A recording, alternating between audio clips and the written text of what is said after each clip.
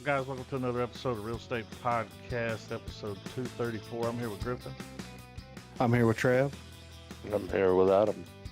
This week we watched Old.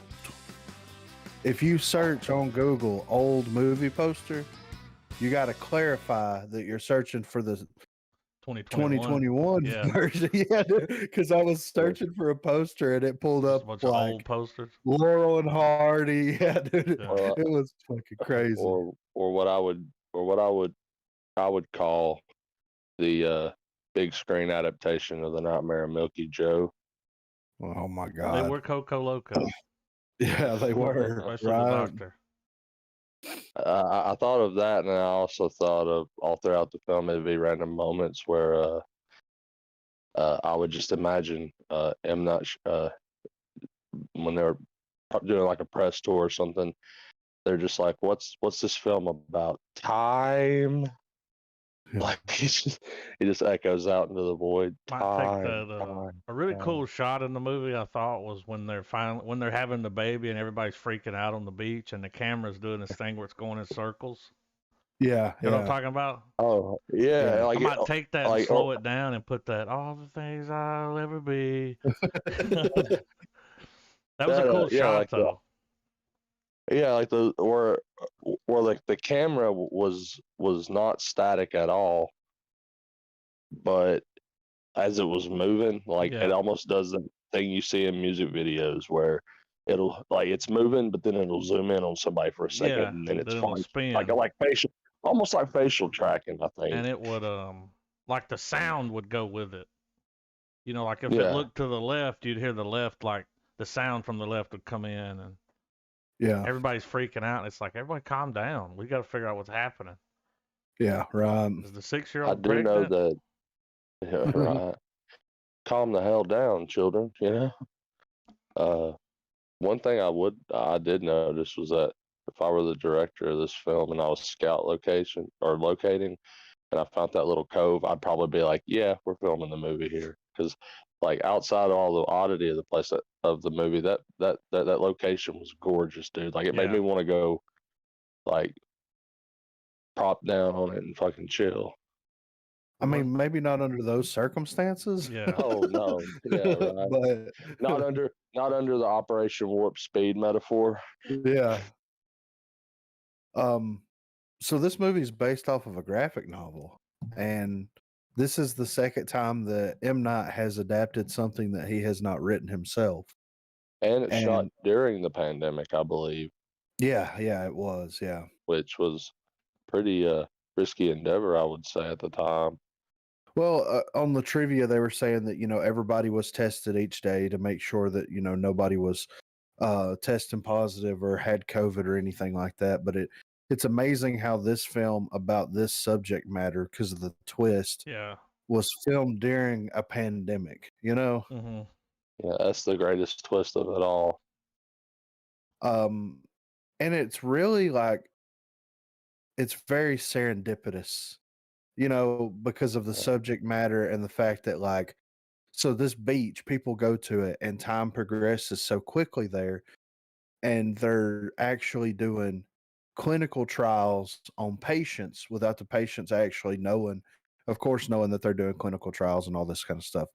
But Yeah. they were on this beach like for what, maybe 24 hours, probably not even Yeah, that long. not even. And Like the older kid, people were, the parents were dead by night. I mean, Yeah, they died yeah. when it got dark. yeah, And when he dropped And them they- off, it was like maybe, I don't know, 10, 11, 12. He said, I'll be back at 5. yeah, And they figure out that they're aging like every 30 minutes is a year. yeah. Which would make Matthew McConaughey and Interstellar go, hold my beer, son. Yeah, right. But But it's still it's an interesting concept. I will say I've never seen a movie like that. I mean, elements, sure, but as far as like, I mean, you got to give it to Shyamalan, regardless of whether you like the film or not. Dude always has a really original take. yeah, and he said that, whenever people were asking him why he was deciding to adapt, this work as a film, he said that, it was a way for him to deal with his anxiety and kind of like depression with getting older and then watching his parents get older. Ooh. And I mean, it's something that, is real. You know what I Yeah, mean? Like, it's happening whether you want to or not. yeah, Oh exactly. And yeah, you can't control, time. You can't have time go slower or faster or anything like yeah. that. You can't stop it. There's nothing you can do about it Yeah. at all. You just have to accept it for what it is. And like, it sucks, man, because like my family is going through a similar experience to a certain degree because like my grandfather may or may not have Parkinson's disease, like they're testing him for that, or he has dementia, or well, they don't know what it is. And then my grandmother has, because she was in the military when they were using Agent Orange, Yeah. has bladder cancer. Mm-hmm. And they've removed the cancer twice and it keeps coming back, and that's not a good situation. Neither one of those situations are good. And this is like two different sides of the family. So it's not just happening to one side of the family. But, like I was talking to my grandpa the other day and he was like, I still feel like I'm 21. Yeah. He's like, I can't, like right now, I can't remember stuff. He's like, but me as a person, I still feel like I'm 21. Yeah. And like, I still feel like I'm 15, Yeah. but with more experience. You know what I mean? Like I've Mm-hmm. leveled up a couple of times here, but like I still have that same feeling until I do something like, play baseball. And then I'm like, Yeah. I'm Or wake up definitely in the not 50. morning. Uh, Yeah, That's exactly. just Right. Yeah, Yeah. I had a buddy that when he turned 45, we were sitting there and he was kind of having a meltdown. I Yeah. was trying to talk him off the ledge. And, we were medicinal, you know. And Right. he was like, I'm 45, but I feel like I'm like 25 still, like in my head. Yeah. And I was like, yeah, Right. dude, that's weird. Like, but I get Yeah. it because I'm on my way, Yeah. and it's weird, man. Your body just keep aging, falling Yeah. apart on you. It definitely plays into the part of the part of the living experience where you think about that every now and then, and it gives you the heebie-jeebies, so you just kind of don't think about it or try not to.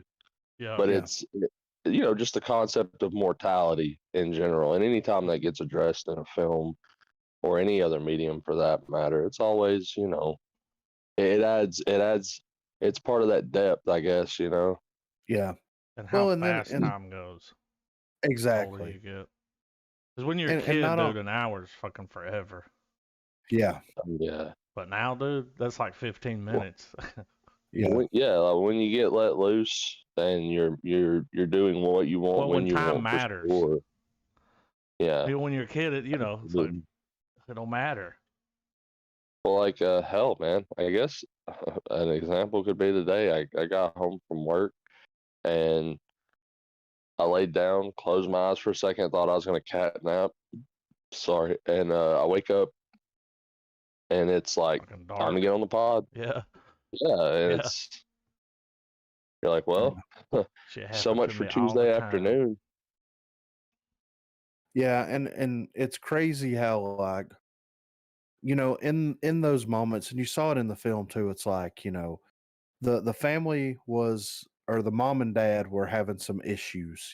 She was wanting to leave and there was some, turmoil there, some things that happened, and then you realize like, okay, they've been on this beach all day long and they've aged like 30 years, Yeah, in this short amount of time. And then he's just like, I know that we were fighting about something, I yeah. don't remember exactly, but like, I forgive you, I'm not mad like it. anymore. Yeah, I'm not mad anymore. And it's one of them things where it's like, most of the shit that we fight about as adults Stupid. makes it's fucking stupid, man. Yeah. Like legit. And it's like time heals all wounds, right? Mhm. And that shows you right there that time, like It in a it couple of does. hours, But also, it brings up the fact that hindsight's always 20/20, dude. Yeah, that's true. And that's the opposing force to that, I think. But it's such an interesting concept, and to be able to kind of sit down and watch these people not only like freak out because they don't understand what's happening, but also like see the effects of like you see a person's full life Mm-hmm. in an hour and a half or 2 hours. You know what I mean? Yeah. And it's just it's fascinating to see it kind of laid out like that, and then being on this island having to deal with this shit. Yeah, all the crazy shit that happened. And then those kids, man, like they leave there the next day and they're in their 50s and 60s. Yeah. Like their whole life is gone in a day. Yeah. So, something I thought was interesting was his use of the first few minutes, even though he was able to slide in there and show the whole divorce aspect of the parents and everything at the beginning of the film. They make a point that you hear those children's voices so much at the very beginning of the film. Yeah.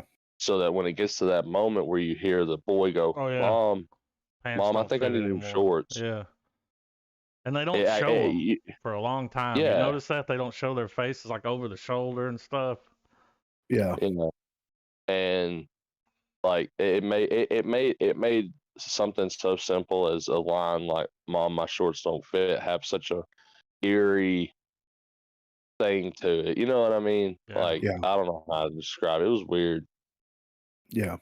because it's like I don't know. Like as a parent, like that's and that's where the movie resonated with me. It was just like, man, like it's making me think about my own kids growing up quickly and that whole aspect, Mm-hmm. So Yeah.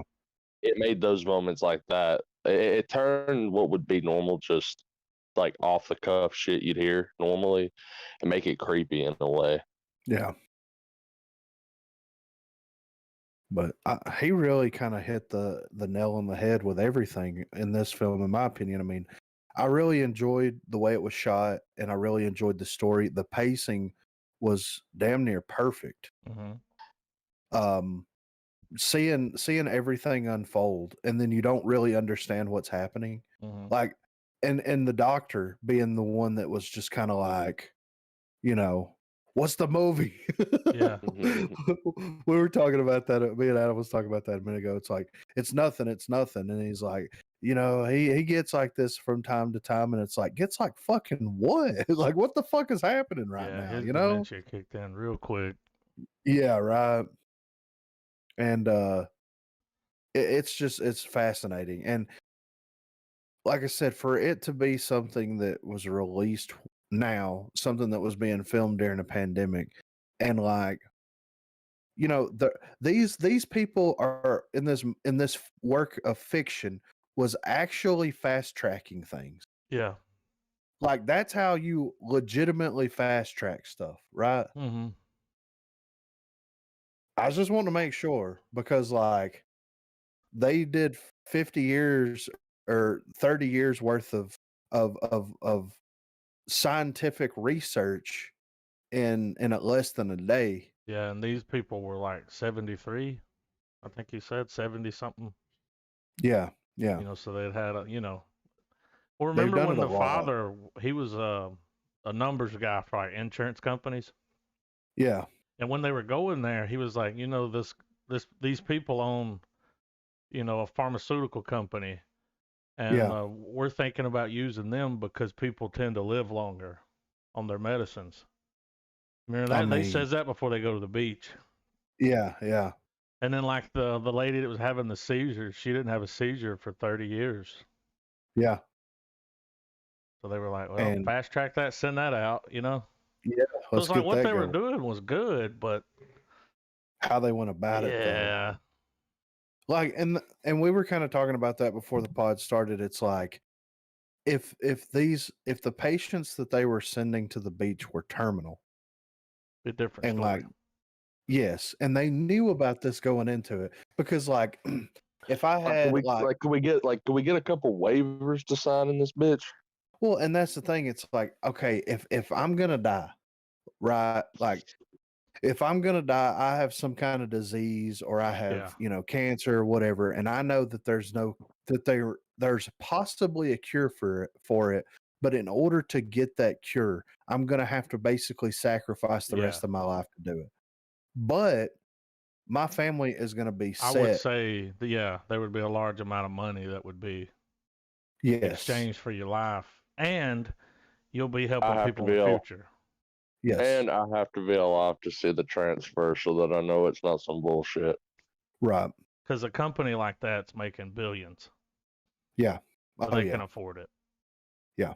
That would have been a Making better and approach, keeping, but it would have been a different movie. making and keeping billions, I think, too, Yeah. should be pointed out. Yeah. And then it's like, first of all, how do you find out about said beach? Second of all, how do you confirm that this is happening without physically going there? Yeah, I mean, I know somebody that had they're to go down watching. there. Yeah, Yeah. right. Or no, or I think it was made, and I think it should be added to the list of shit humanity should not make. Hyperbolic time beach. Like, I mean, that's like you could go in there and fucking train like Goku and then leave the beach and like whoop some fucking ass. I like the one guy's explanation when he was like, whenever you try to leave here, it's like coming up from under the water too fast. yeah.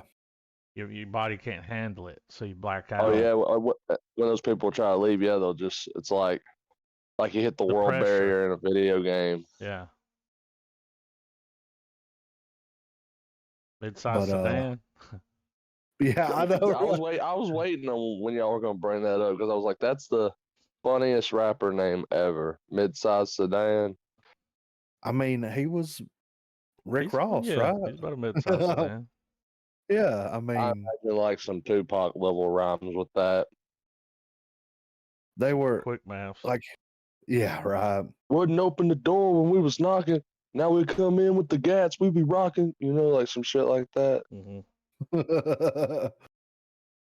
But I mean, he was, and that chick, like, she tried to swim out. Mm-hmm. Like, whenever it cut to him on the beach with this chick, I'm like, okay, I see you, M. Night. What are we doing here? Yeah.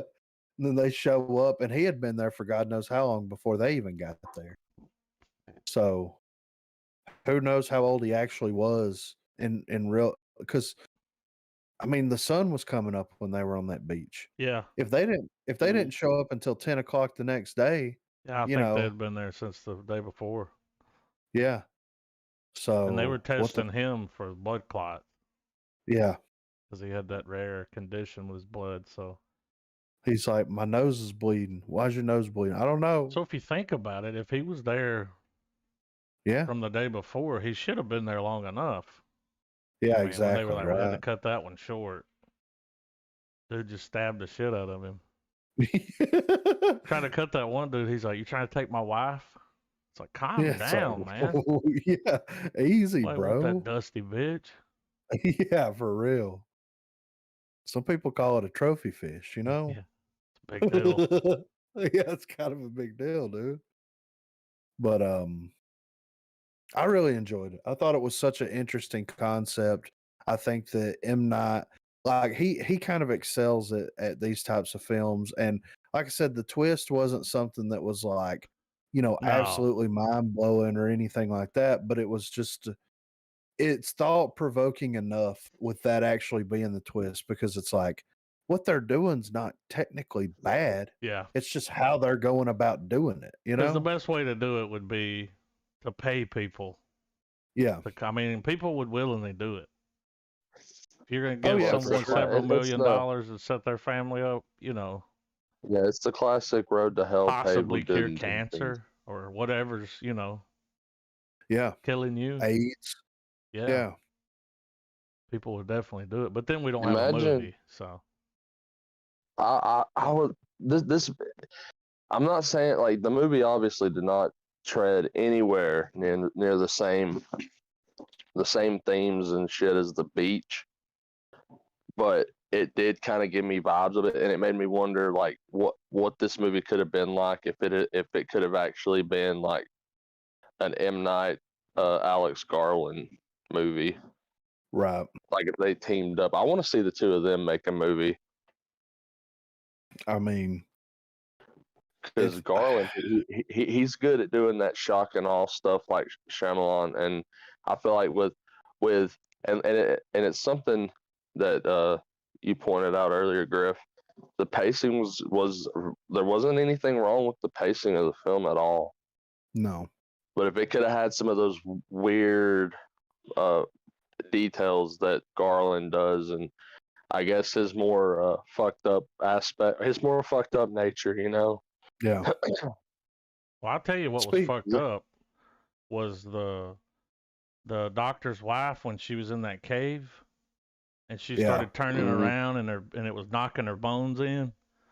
Yeah. I mean, that looked. Yeah. That was like creepy. Yeah. I would have shit myself if that bitch was in front of me, crawling at me like that. Like, yeah. But she just folded her shit in, like, and it was like, quit swinging your arms. Yeah. You're making it worse. Like, calm down, bitch. Yeah. I'll put the match out. You know? Yeah. Yeah. Right. That was creepy. Another incredible performance from the kid from Hereditary. Like, he was great. Like, Hereditary is, not my favorite movie out of what that dude's done, but that kid's performance in Hereditary was amazing, and he knocked it out of the park in this film as well. Yeah. Like, and it's like, that's the teenage version of that kid, and he still had the mentality of the kid. Yeah. It was he sold it so well. You know what I mean? He's like, I'm going to marry her and we're never going to fight. It's like, okay, it's a little bit more complicated than that. I know you stuck your dick in something, but. Well, it's like the movie also forces, since all, like, people are dying off and of natural causes because it's happening so quickly, and, people's mental illnesses are, getting, worsening by the, like, half hour and everything. It's also, I guess with him, you get to see, like, I guess, like a forced arrested development. Yeah. Yeah. Where they're still locked into a mindset, even though they're well, like you said, you won't go build a sandcastle. They're like 50. Yeah. Yeah. He's like, I'm over here like, we don't want to waste any more time. Yeah. Like, if it takes an hour, that's fucking 5 years. Yeah, like, fuck that. Fuck that sandcastle. The chick from Jojo Rabbit was good. Oh yeah, she was, man. Job. Yeah. I knew that other girl was gonna fall off that mountain. Yeah, I know, right? She just didn't have it in her, Yeah. Well, I mean, she had a baby in her at one point, but what's crazy is like nowadays, what's a fucked up movie without some suicide moment? Yeah.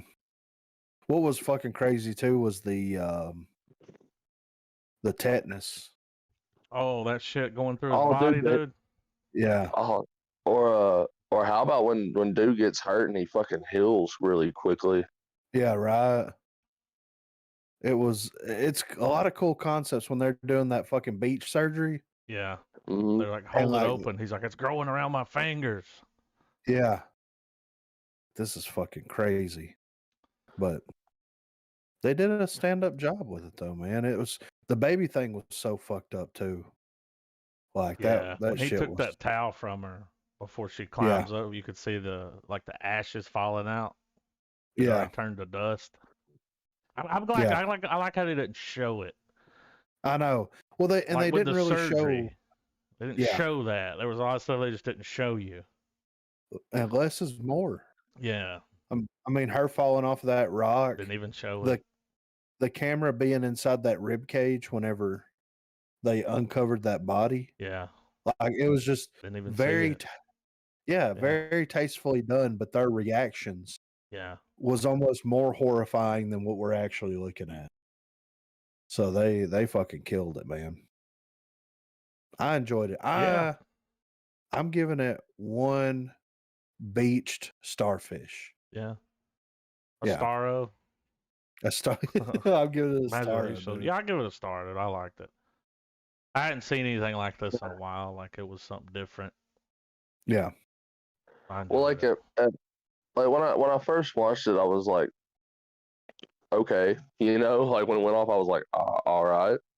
Yeah. But like it's one of those movies where when you just kind of chew on it and you think about everything that happens in the movie, you're like, you know what, like because with the way the film plays out, where it's like, you know, because of its concept, like it's throwing a lot at you in a way. Yeah. It But has a lot of then, replay value because now that you know what's going on, you're going to be able to pick up on a lot of those subtleties. Because especially the Asian dude, right? Mm-hmm. The Asian dude, you could tell was aging at a very rapid pace because of like his wrinkles and stuff. Yeah, when she Like, said to him, "You got wrinkles." yeah, yeah. And that same Because, scene where they're realizing this, the black guy looks at the black woman. He goes, "This is you, but you wish they were black right now, because you know the whole black don't crack thing." He made a joke like, yeah, right. I was like, "That's funny." I just saw that so I got a the question. graphic novel is called Sandcastle. That's Yeah. now I see why they wanted to make a sandcastle at the end. So after watching this, do you guys think that dude deserves? I mean, do you think he's falling into underdog status now, or was his movies, or was his string of success at first with like Unbreakable, uh, Signs, and yeah, you know those movies? You think it was a case of like too many bangers all at once, like just too many good movies, and like so that when his consistency started dropping in the eyes of critics and some of the audience, do you think it's now where it's like he'll always, like those movies that did poorly and were not well received, do you think he'll always be fighting against that for the rest of his career? I don't know, man. He seems like he's just kind of moved on. Yeah. You know what I mean? Like he didn't like, you know, like you hear like Kevin. Kevin always likes to bring up, you know, he did the one movie and it didn't, you know, he thought it was gonna be big. He won't let it go, dude. I don't think M. Night's hung up on it because he just kept going. Like, you know, he did Old Glass. I think that's a good point. He's got a couple more things in the works. Yeah. I will say that, like, you know, even though he does dabble in the superhero genre with his Unbreakable movies, the guy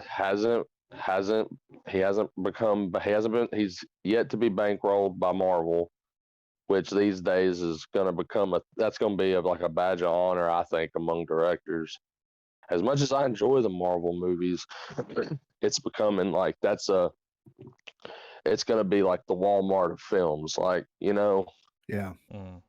Well, I mean, the guy, even you could bring up his worst film, like regardless of whether it's just opinion based or it's by sheer numbers. You can't really say the guy's. Yeah, you can't really say he's unoriginal. No. Yeah. Like he's become like a verb for movies, you know. Like, yeah. Well, they're either hit or miss. Twist in it.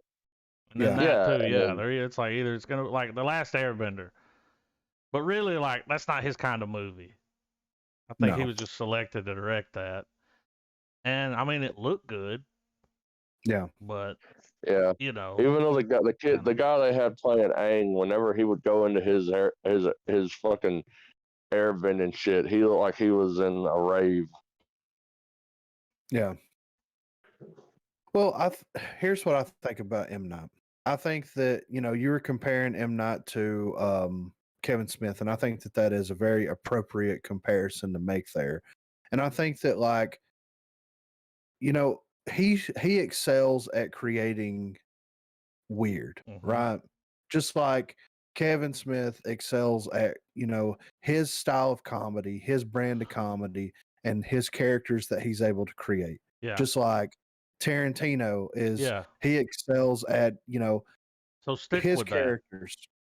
That, and and I think that, like, if you honestly went back right now, and like we could eventually do this on the pod, I don't think it would be a bad idea, but like if you go back and look at his filmography, you know, he kind of hit it big with Sixth Sense. He had 2 films before that. Yeah. Yeah. And then he went straight from Sixth Sense to Unbreakable, straight from Unbreakable to Signs. He had 3 bangers back to back. The Village has very mixed opinions on it, but I still think that it was a very well made film. Yeah. Lady in the Water, the same thing. Mixed opinions, you know, that had, you know, it was very clever. It was very interesting to watch everything play out in that film. And then you get to The Happening, The Last Airbender, and After Earth. Yeah. Now, The Happening is more of familiar territory for M. Night Shyamalan. Yeah. But The Last Airbender and After Earth is one of those things where it's like, Why? he dipped his Yeah. well, it's like he dipped his toes into creating something more mainstream and something that would be, you know, more box office acceptable. When in reality, he should have stuck in his own lane. And when he comes back to form, he did The Visit, Split, Glass, and Old. And I think that he's come back into his own with everything. Yeah. I think that he was doing the same thing that a lot of other directors do. Yeah. And to me, it feels like there's 2 different classifications when it comes to being a director. Either you're a blockbuster director or you're an indie developer that gets enough clout to be able to then they're move like, on. let's hand this guy some movies. Exactly. He's cheaper than so-and-so. And he does a good job. So. Yeah. And it's like, look at Nolan. You know, Nolan has done Nolan shit. The only thing that Nolan's done that's not Nolan shit is Batman shit. And he was like, I'm doing Batman the way that I want to do Batman. Yeah, he's still Nolan'd it up. Yeah, exactly. Yeah. So, you know, he stayed in his lane. And it's like, I think that the Last Airbender was, you know, M. Night's attempt at taking an IP and making it his own. Yeah. And I think in the process of doing that, the fandom was so massive for that particular IP that it doesn't matter who directs The Last Airbender, it's never going to be good enough. It's like whoever directs Akira is never going to be good enough. Whoever directs Full Metal Alchemist is never going to be good enough. Yeah. The fandom for that stuff is so massive. And that's just, I agree. And he was in a lose-lose situation, but he took the money. He made the film that was a lot. Yeah, he made the film. He made the film that he wanted to make, regardless of whether people enjoyed it or not. And you know, did it put a dent in his career for a little while? Yeah, absolutely. But I think that the films that he's made since then are as good, if not better, than his earlier film. And you know, we can't deny the fact either that that guy probably was raking in royalty money from or back in from Unbreakable and The Sixth Sense for a hot minute. Oh yeah. Yeah. I gotta step out for about 30 guys. What's your rating? I give it a star. I think it's definitely worth watching. Yeah. For a lot of the same reasons you guys have already brought up, for sure. I think I was surprised at how cool some of that camera work was. Like, yeah, he is a hell of a director. Cool. And speaking of camera work, I don't know if either one of you gentlemen have dropped it in the our viewing list, but there's a new Cowboy Bebop clip that I hope we get to watch before it's all said and done this evening. So y'all hold off on those trailers also, because I've been holding off.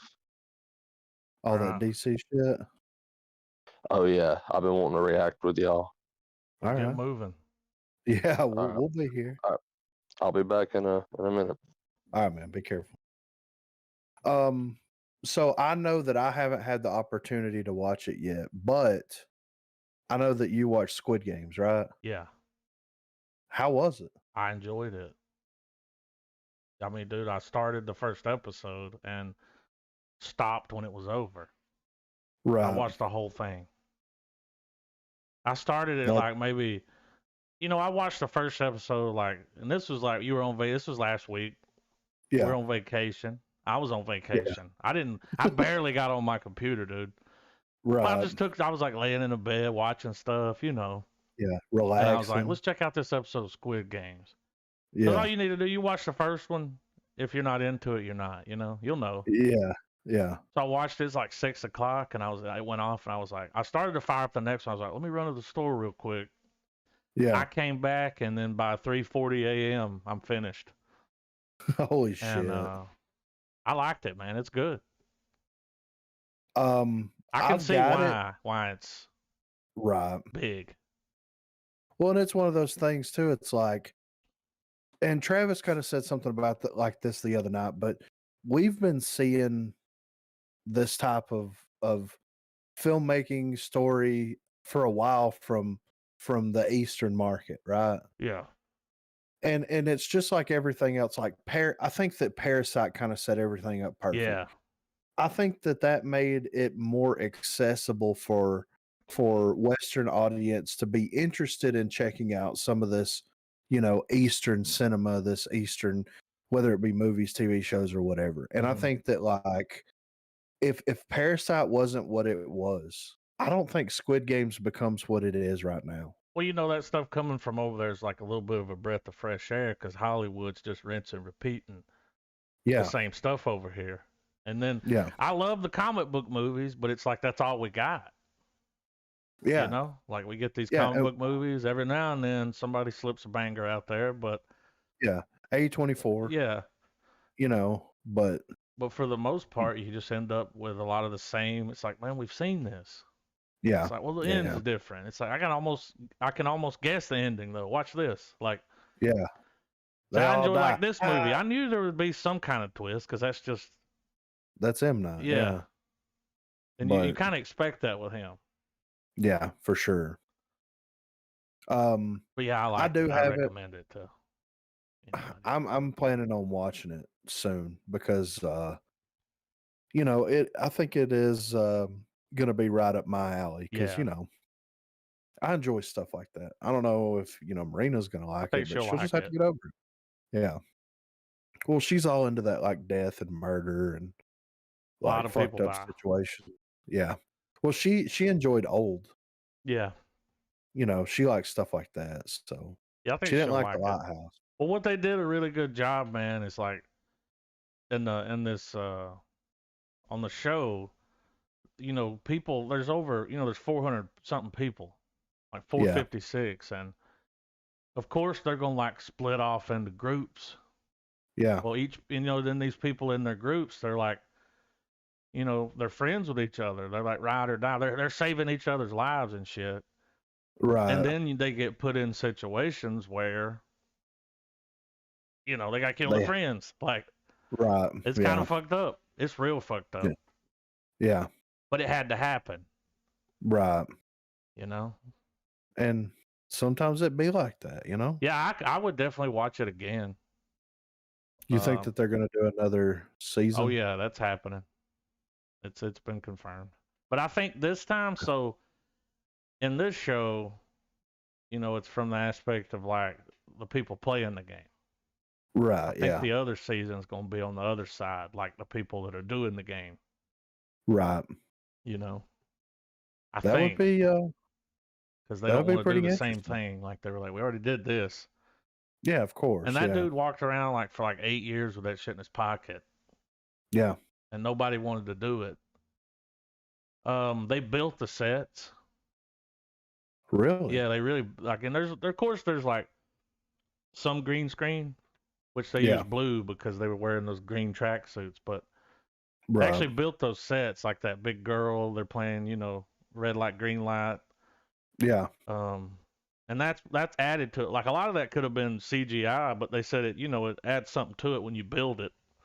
Right. It had a decent budget. I mean, it paid off. It's the most watched show. Yeah. Of, you know. But yeah, they'll just go into these rooms, man. There'll just be this huge set. You know, just. That's fucking awesome, though. Like the steps. I don't know if you've seen. Yeah, I've seen where they're going up those steps. Yeah. It's all colorful and. Yeah. But it's like, we're on our way to die. Yeah. One by one, right?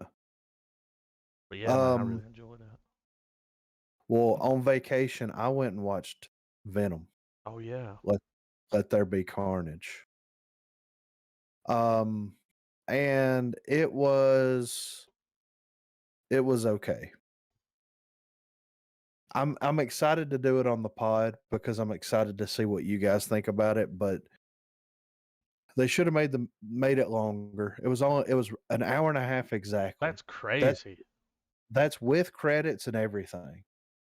So the Why? full film, I don't know. It makes no sense, man. They could have easily made this a 2.5 hour film. It should have been. Yeah. They could have added, if it was me, I would have added another 15 to 30 minutes and made it around 2 hours long, and then added a couple of extra things that we'll talk about whenever we actually do the review of the movie. But like there was a lot of potential there, of course, with Venom and Carnage and all this other kind of stuff. It's just like here's my thing. Venom as a character has always been kind of interesting. Because Spider-Man's always there. Yeah. And then the stuff that they do with Venom that doesn't involve Spider-Man usually involves other heroes or villains or whatever's going on. And it's a very short run, very short-lived thing. But watching Venom and Carnage without Spider-Man feels like you're, making breakfast and there's no eggs. Yeah. You know what I mean? Uh-huh. It's like you got your sausage, you got your bacon and your toast. Where's the fucking eggs at? Yeah.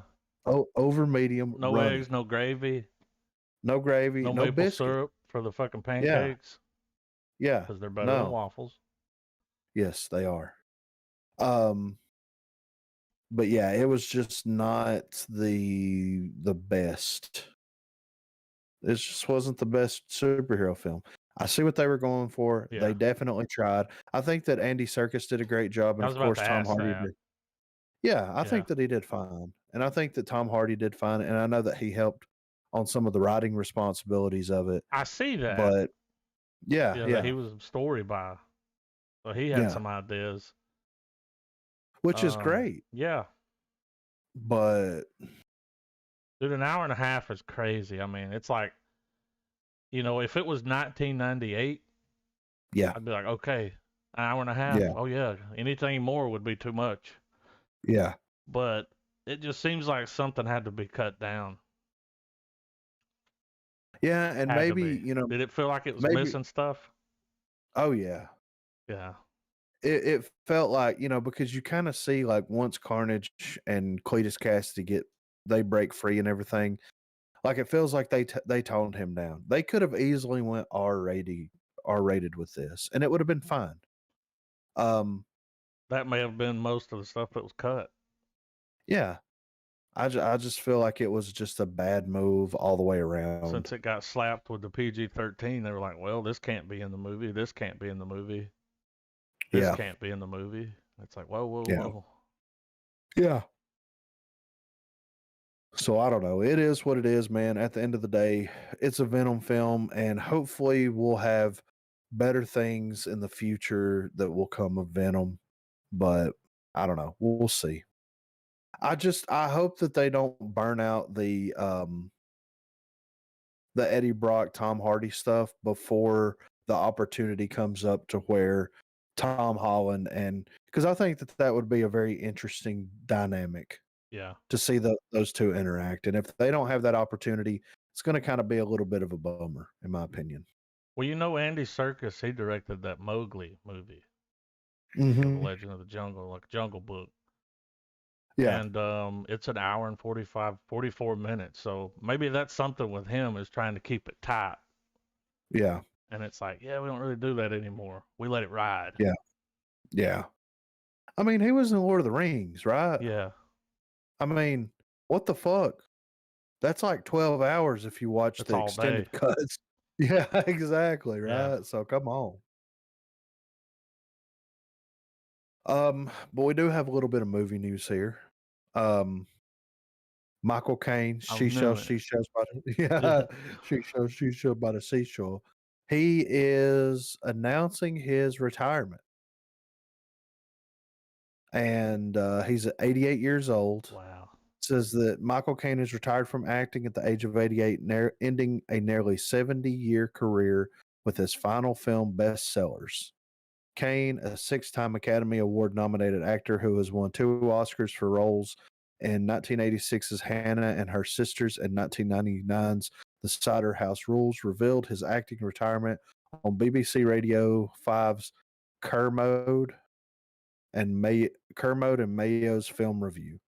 As the author of 3 memoirs, including the bestseller What's It All About, an autobiography, the Dark Knight trilogy star and frequent Chris Nolan collaborator says he's a writer and no longer an actor. So, I mean, it's going to suck not seeing Michael Caine pop up from time to time. Yeah. Because, I mean, he's always, ever since we were kids, he's always been around. Yeah, he's the witty British dude that shows up. Yeah. It's either him or it's fucking John Cleese.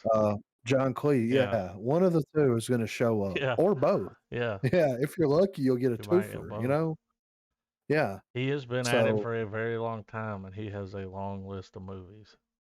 Yeah. I mean, that's cool that he's stepping down. Yeah. And who knows, at some point he may pop back up. Well, he's got 3 more movies coming out. Right. That haven't released yet. I saw the trailer for the Bestsellers, and it's like, yeah. Really? Yeah. Well, he's in that Now You See Me 3. Yeah. Movie called Medieval. And The Great Escaper. Oh. I wonder if he'll agree to work with Nolan one last time. Because, Nolan's working on that Oppenheimer film. So he'd probably be good for that. Yeah, exactly. So, but who knows? 88 years old. Yeah. Nuts. Legend though, man. Oh yeah. He's a legend. I'm gonna be sad when he passes. Cause like he always does a great performance. He's when he's serious, he's serious. When he's funny. Like yeah. And I swear. He does the thing, man. And he does it well. Next up, so John Barenthal won't rule out playing Wolverine, but would rather resurrect the Punisher.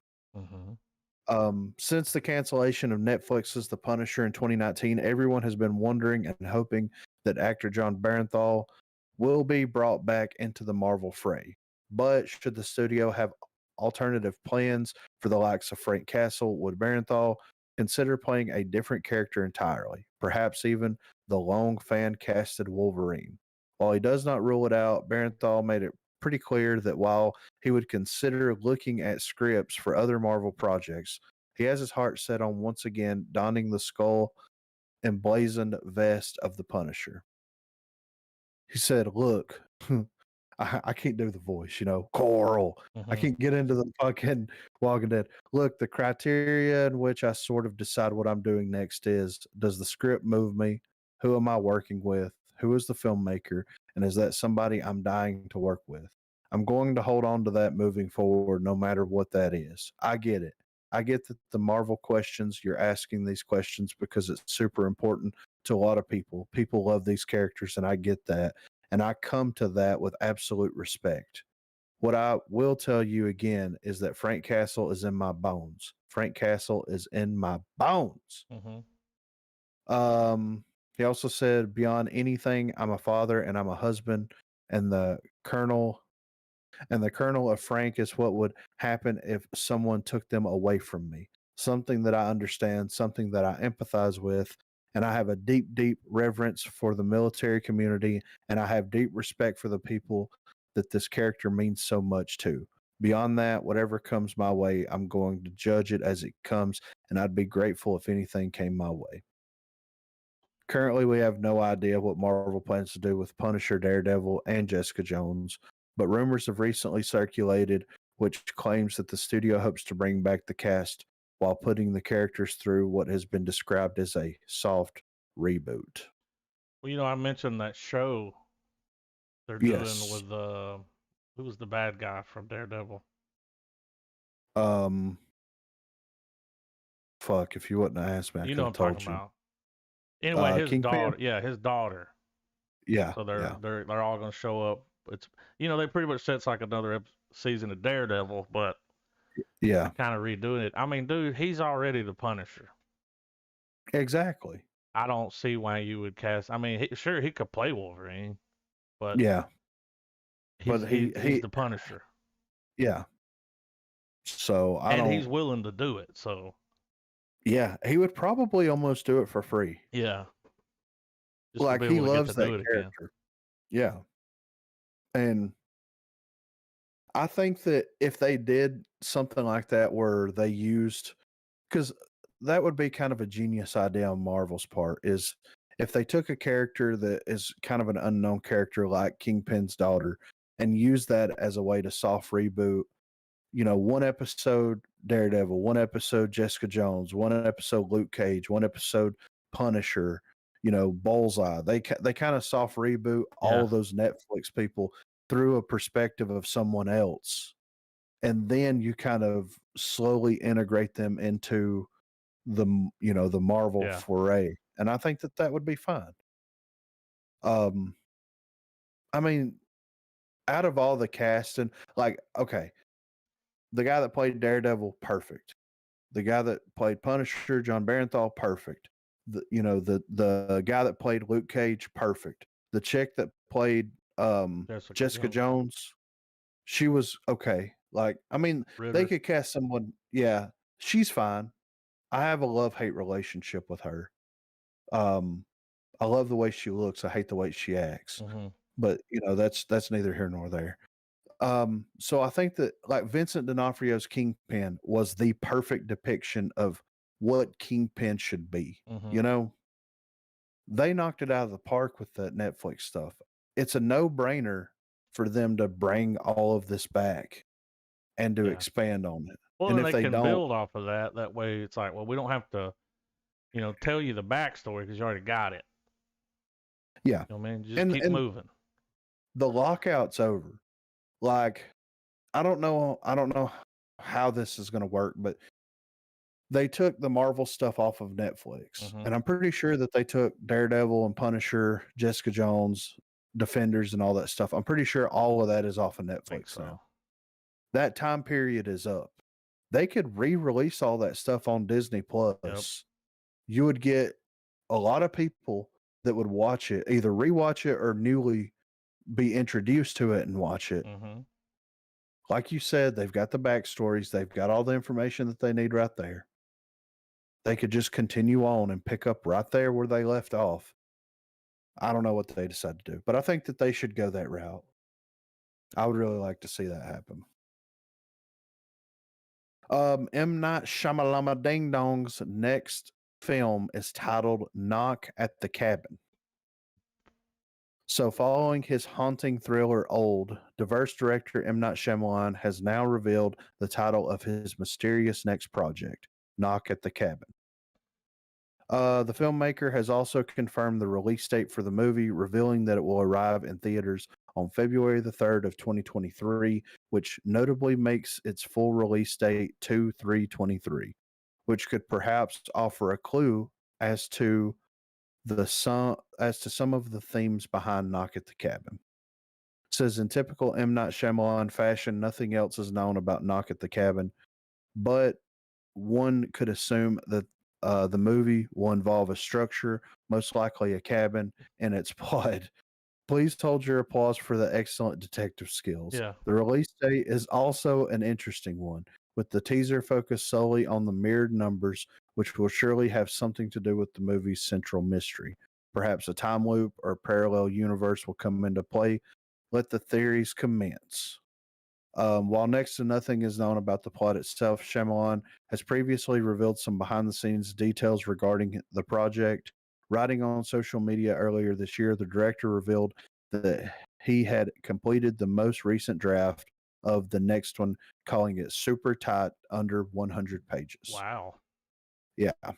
After fumbling with his moves toward bigger blockbusters with the likes of The Last Airbender, and After Earth, Shyamalan has seemingly returned to the smaller, more intimate movies of his earlier output, and this is something that the director is clearly enjoying. This is what he said: "I'm loving this approach from The Visit on where they're minimal, contained, I own them.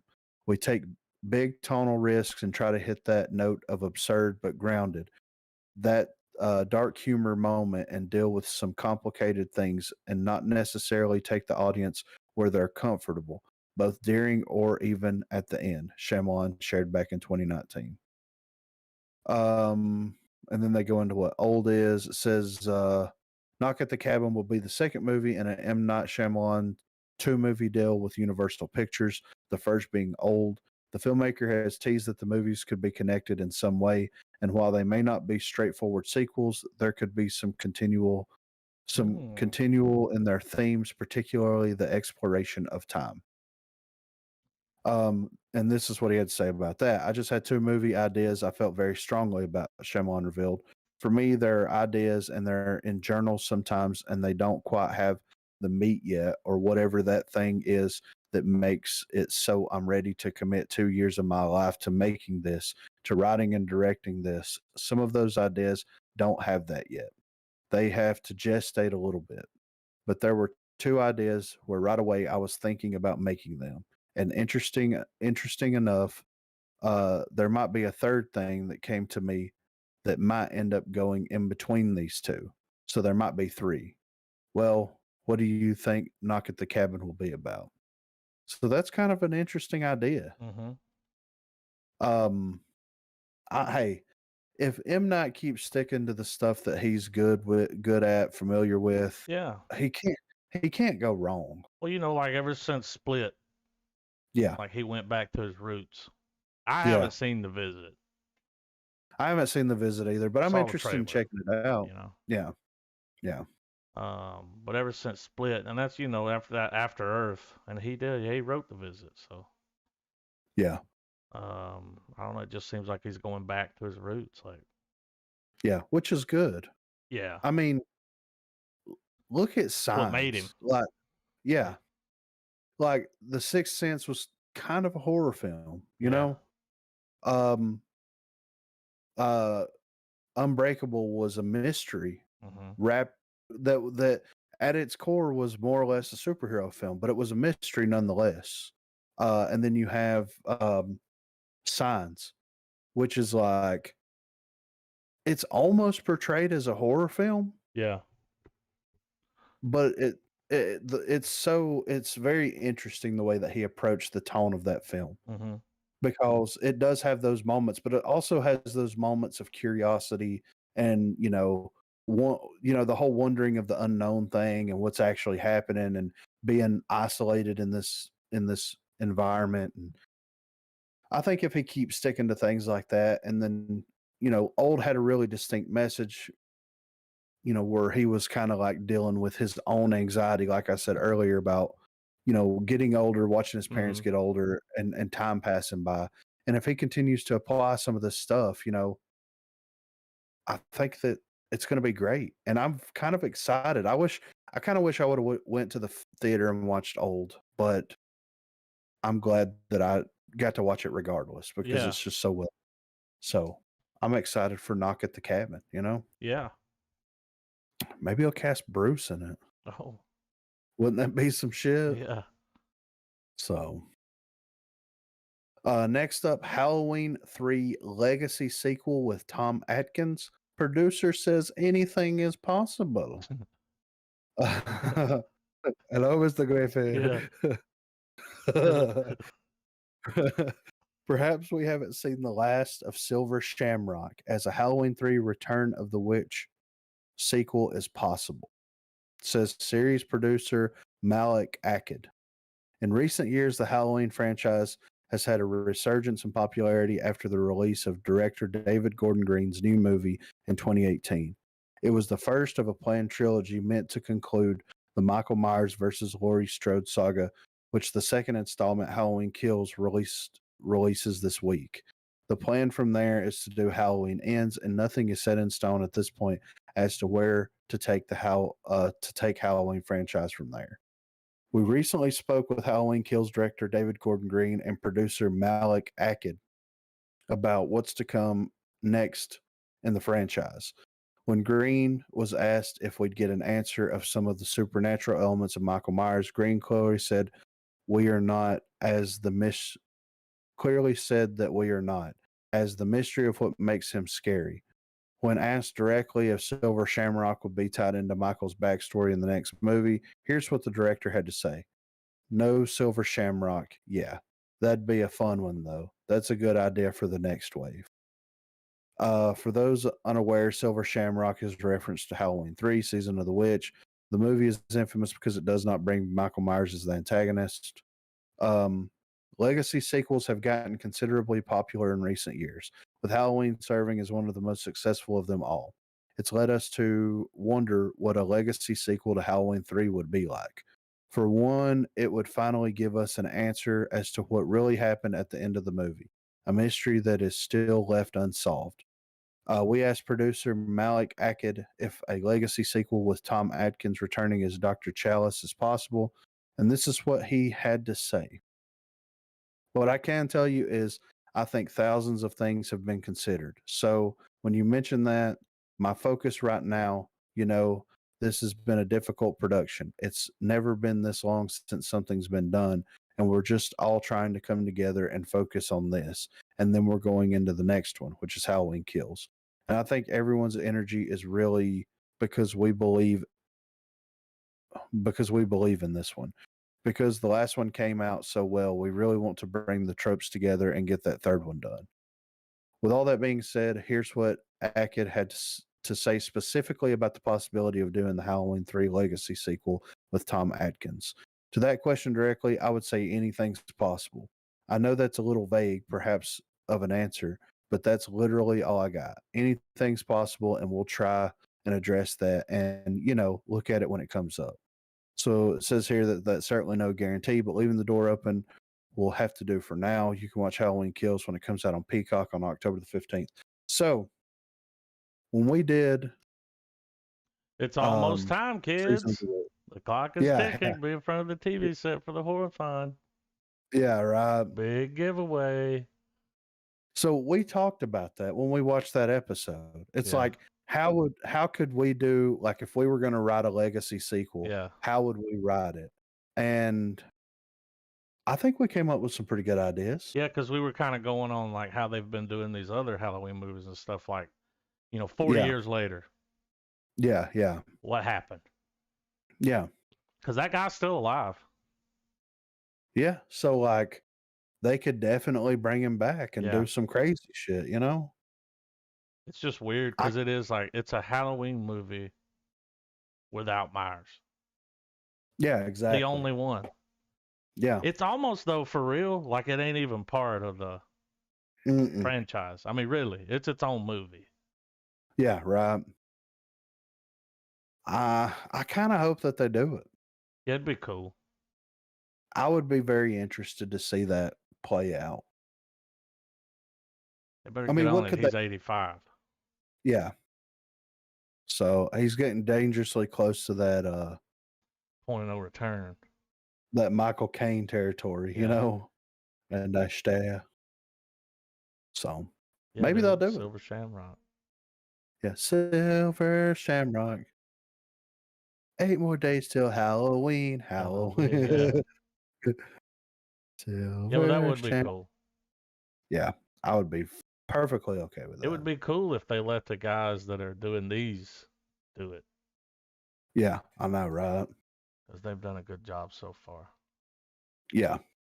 I can't wait to see the next one. We're watching that next week, right? Yeah, we are. Yeah. We got to fucking find Michael, dude. We got to find Michael and we got to bring him down. Yeah. Michael. Next up here, James Gunn wanted to remake Gilligan's Island with a cannibal twist. When I saw this article, I'm like, we got to talk about this. Yeah, and they took this picture. That's from that movie, Green Inferno. Yeah. So it says here that Gilligan's Island is one of those classic shows that is known to people who have never even seen an episode of it. And despite its relatively short run between 1964 and 1967, the series has influenced many other series and movies over the last 5 decades. But what if the comedy adventures of 7 castaways trying to survive on an island has taken a darker turn, say involving cannibals? Well, if the Suicide Squad director James Gunn had been given his way, this is exactly what we would have seen in a reboot that he once pitched and had rejected. So James Gunn posted on Twitter. It says, "Pitch a movie with 2 pictures, no caption." Right. Mm-hmm. So he put the picture of Gilligan's Island, the cast of Gilligan's Island, and then like an old picture of like people cannibalizing one another. Mm-hmm. So you know that's kind of a Yeah, it interesting makes sense. idea, They're right trapped there. on an island. They get hungry. Yeah. Man. So it says Gunn revealed the bit of historical trivia in response to a post on Twitter, which asked to post 2 images as a film pitch without any explanation. When Gunn posted an image of the 60s show Gilligan's Island and an old depiction of cannibalism, that obviously meant that some kind of elaboration was needed and was indeed forthcoming. So this is what he said on Twitter. He said, "A true story. In the late 90s, screenwriting goat Charlie Kaufman pitched a movie version of Gilligan's Island where the islanders, starving and desperate, started killing and eating each other. Warner Brothers wanted to do it, but Sherwood Schwartz, the creator, said no way. After Guardians, I tried to resurrect the idea and wanted to direct. It seemed Warner's and Charlie were interested, but this time the estate of the late Sherwood Schwartz nixed it. Anyway, if the Schwartz estate changes their mind, I'm here." So Charlie And then Kaufman wrote Being John Malkovich. So I'm down for anything he writes. yeah, Malkovich. Yeah. They would have cast him as Gilligan, right? Could you imagine? We've got to go over here. Yeah. Skipper. Yeah, Skipper. We've got to go over here. Sherwood Schwartz said in various interviews in the 1990s that the original idea behind the program was working out where to put a group of people so they would have no choice but to work together through their differences. As the brains behind the Brady Bunch, which itself was made into a couple of movies that didn't exactly continue the legacy of the series, it seems that turning his much loved comedy into something violent and bloodthirsty seems to have been a bit of a step too far for him and his estate to allow to go ahead. Of course, it would have not been the first classic program to have been reinterpreted as a horror movie, with the other island-based series, Fantasy Island, being turned into a Blumhouse horror in 2020. I mean, Oh, I'd watch it.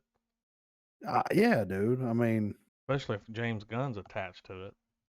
Well, you know, Gunn did after Guardians of the Galaxy, he did Brightburn, right? Mm-hmm. So I mean, I guess if they would have let him do, we wouldn't have got Brightburn, Probably. which Brightburn was great, you know. But I bet, you know, the guy from The Office that was in Brightburn. Yeah. What if James Gunn contacted him and he was like, "I need you to play the skipper." He would be a good skipper. Exactly, right? Mm-hmm. And then it's like, well, the Schwartz estate being a bunch of fuckheads and won't let us make our fucked up cannibal movie. You know, it's like. Well, he can do what he did with Brightburn, though. I mean, you don't have to call it Gilligan's Island. No. Just put people stranded out there. Yeah. That look, you know. Somewhat similar. Yeah, I mean, just change their names. Yeah. I mean. He could be Gilligan. Yeah, there you go. Yeah, Gilligan. Something that's all you got to do. Kind of like he did with Brightburn. There's no way they would let him put Superman's name on that. You know? The balls that Warner Brothers would have if they would have done that, though. You know what I mean? That would have been fucking awesome. But I don't know. Maybe it'll happen in the future. I have a feeling that. Yeah, I have a feeling that Schwartz estate's regardless going to be like, no. But like for real though, it would kind of it would bring it back. I mean, they would make money. Yeah. You know, it would get a little buzz about the show. I mean, I remember watching Gilligan's Island when I was a kid. Yeah, of course. Nick at Night. But that's the thing, though, man. Like, it ran from 64 to 67. They've never done a reboot or a remake or anything They of had, it, I right? think, where they were being rescued after. Oh, okay. Because I remember seeing some of that. I don't know what it was called. Let me see if I'm. Gilligan's Rescue. I just remember after Gilligan's Island, there was some kind of like rescue attempt of a show, but I don't think it ran as long. Yeah. Right.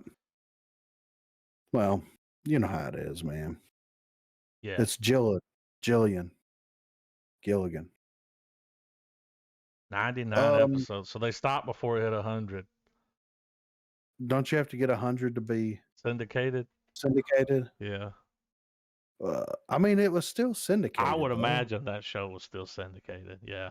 Yeah. I'm sure that show's probably still running. I mean, in certain countries, they're like, can't wait to see the new episode of Gilligan tonight, you know? I mean, it's a color this time. Yeah, right. Wow.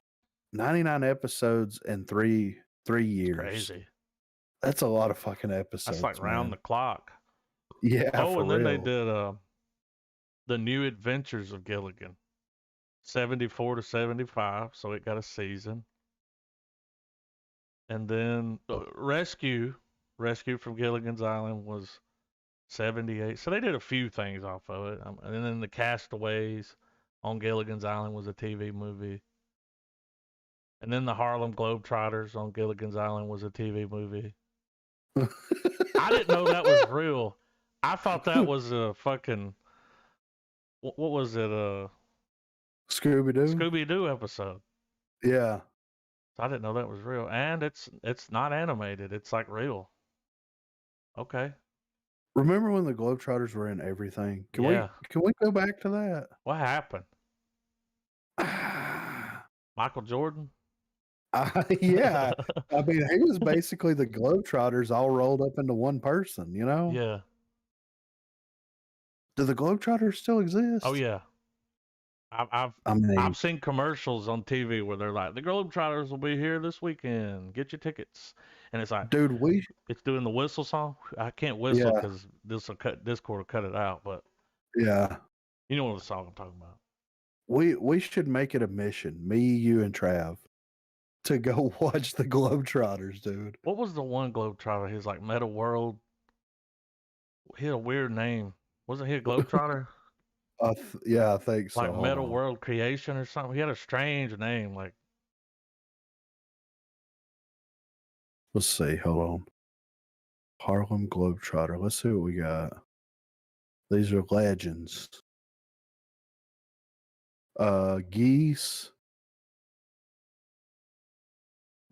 Sweet Lou Dunbar. Showboat Tex. Carl. We got Showbiz. Jumpin' Johnny. Meadowlark Lemon. is that what you're thinking about? I found who I'm thinking of, and it's Meta World Peace. He wasn't a Globetrotter though. What was he? He was a basket. He played with the Lakers. Is that his like Christian name? He changed his name. Oh, okay. Yeah. His name was Meta. But he changed his name to Meta World Peace. Was he using the fucking the growl? With the MP5? He was just letting everybody know he's the Meta.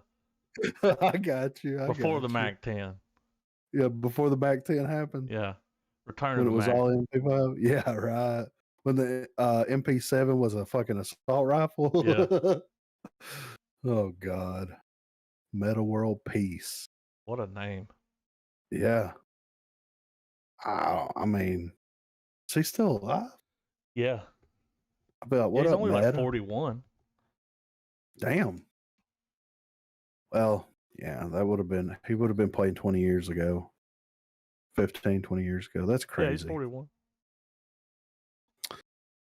So guess who got cast in Chris Nolan's Oppenheimer biopic?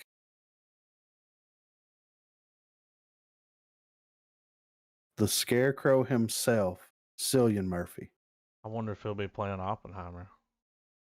Says here that Batman Begins star Cillian Murphy will once again reunite with director Chris Nolan for the story of scientist J. Robert Oppenheimer, the father of the atomic bomb.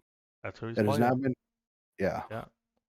The project, which for now is titled Oppenheimer, sees Nolan move away from Warner Brothers and instead craft the movie for Universal Pictures, with the studio having also now been given the movie a release slot of July the 21st, 2023, a date typically safe for Nolan's ventures in the past. We're not going to go on there. The collaboration. Nolan's Oppenheimer movie will be based on the 2005 Pulitzer Prize winning book American Prometheus, The Triumph and Tragedy of J. Robert Oppenheimer by Kai Bird and the late Martin J. Sherwin, with Universal having since described the project as an epic thriller that thrusts audiences into the pulse-pounding paradox of the enigmatic man who must risk destroying the world in order to save it.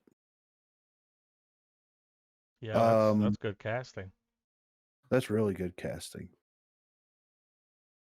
That's the only casting they have on here, but I now we know really Oppenheimer. Yeah, I really like Cillian Murphy, and I think he's going to knock this shit out of the park. Oh dude. yeah. Every time he collabs with Nolan, he kills it. Yeah. He was good in Dunkirk. So Dunkirk was a pretty good movie, but like it's I'm glad to see that story, something that we had never seen before like that. Yeah. But like I really like the way that it jumped back and forth between the different plots and that all kind of come together at a specific time and all that good. Like it was really well done. It's Nolan as fuck, you know? You got to give a Nolan to get a Nolan, you know? So, for some more casting news, Will Poulter, is that how you pronounce his last name? Poulter, has been cast as Adam Warlock in Guardians of the Galaxy Volume 3. Yeah. He was in Midsummer. He was in The Maze Runner. He was in We're the Millers. Yep. He's done a lot of stuff. But I'm interested to see him play like this role because this is going to be very serious. And I don't know if I've ever seen him in anything like where he's playing a serious character. Like in Midsummer, he was kind of playing the dickhole, you know, the little funny boy.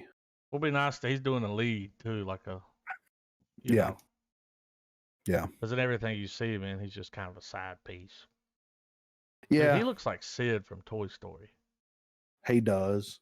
Have you seen the picture? Infamous of him in the shirt carrying the Woody doll?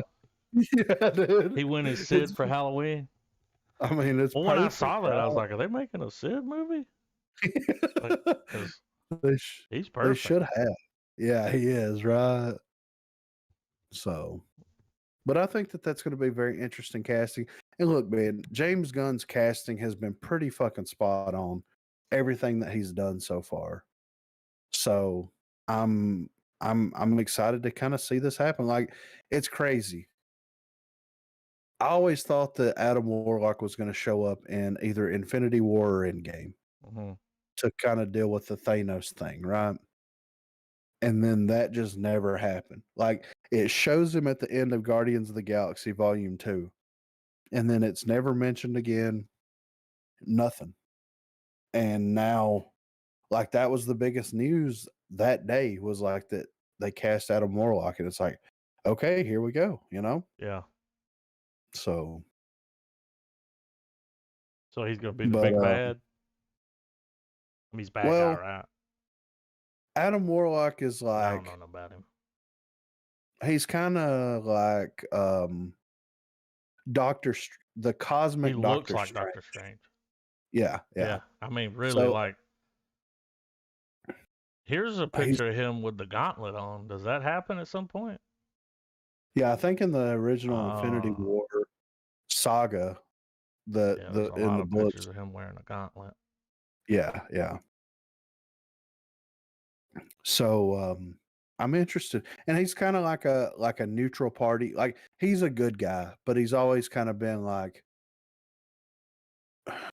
not really for the greater good, because like if you really want to get technical with it, Thanos was kind of for the greater good Yeah. of like the universe, but he's kind of like that, but on a different level, on a more friendlier level. Okay.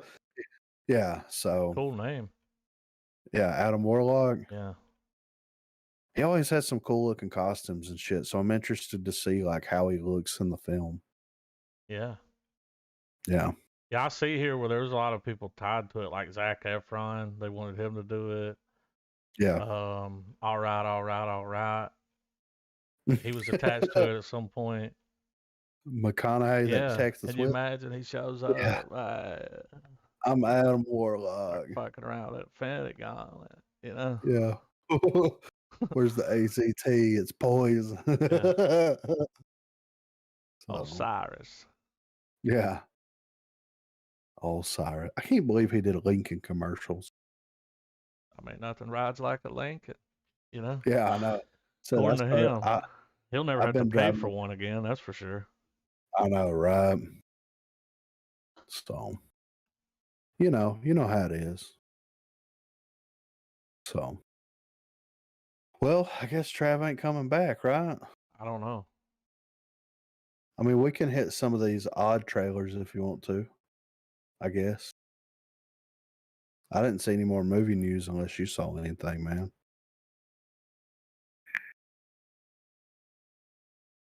A lot of the movie news is talking about the Warner Brothers DC whatever release. Yeah, that bullshit. You know what I mean? Yeah, you know. Yeah, when you said that earlier, I was like, what? Yeah, do what? Dune comes out soon. I'm very excited. Yeah, like And a few days. the reviews are in. Yeah. I mean, technically, it's already out. Yeah. You know what I'm saying? Yeah. It's out. Yeah. So, you know. I saw a couple bad reviews. I saw some that were like, this is the way that visually, well, these were people that like, you know, that are like the source material. Yeah. You know? Yeah. You're always going to have those people, though. Of course. They're like, no, it's not as good as the original one. And it's like, what? We just watched the same movie? Paulie wore a red shirt. The TV show was better. The TV movie. It's like, was it? Yeah. I don't know. Let me get mine. I'm excited to watch. Yeah. We're doing that after the weekend after Halloween. Yes. Yeah. Absolutely. ASAP. ASAP. The week. I'm excited about this Halloween movie. Oh, yeah. I mean, I can't fucking wait. It'll be our damn Halloween episode. I know. I thought that they were going to shoot the Halloween movies back to back, but I guess because of COVID, they weren't able to, maybe. So they have one more they're going to make? Yeah, it's going to be Halloween, Halloween Kills, and Halloween Ends. Uh-huh. And that's going to be the trilogy. The coveted golden monkey, you know? Yeah. So. The coveted crying monkey. Yeah.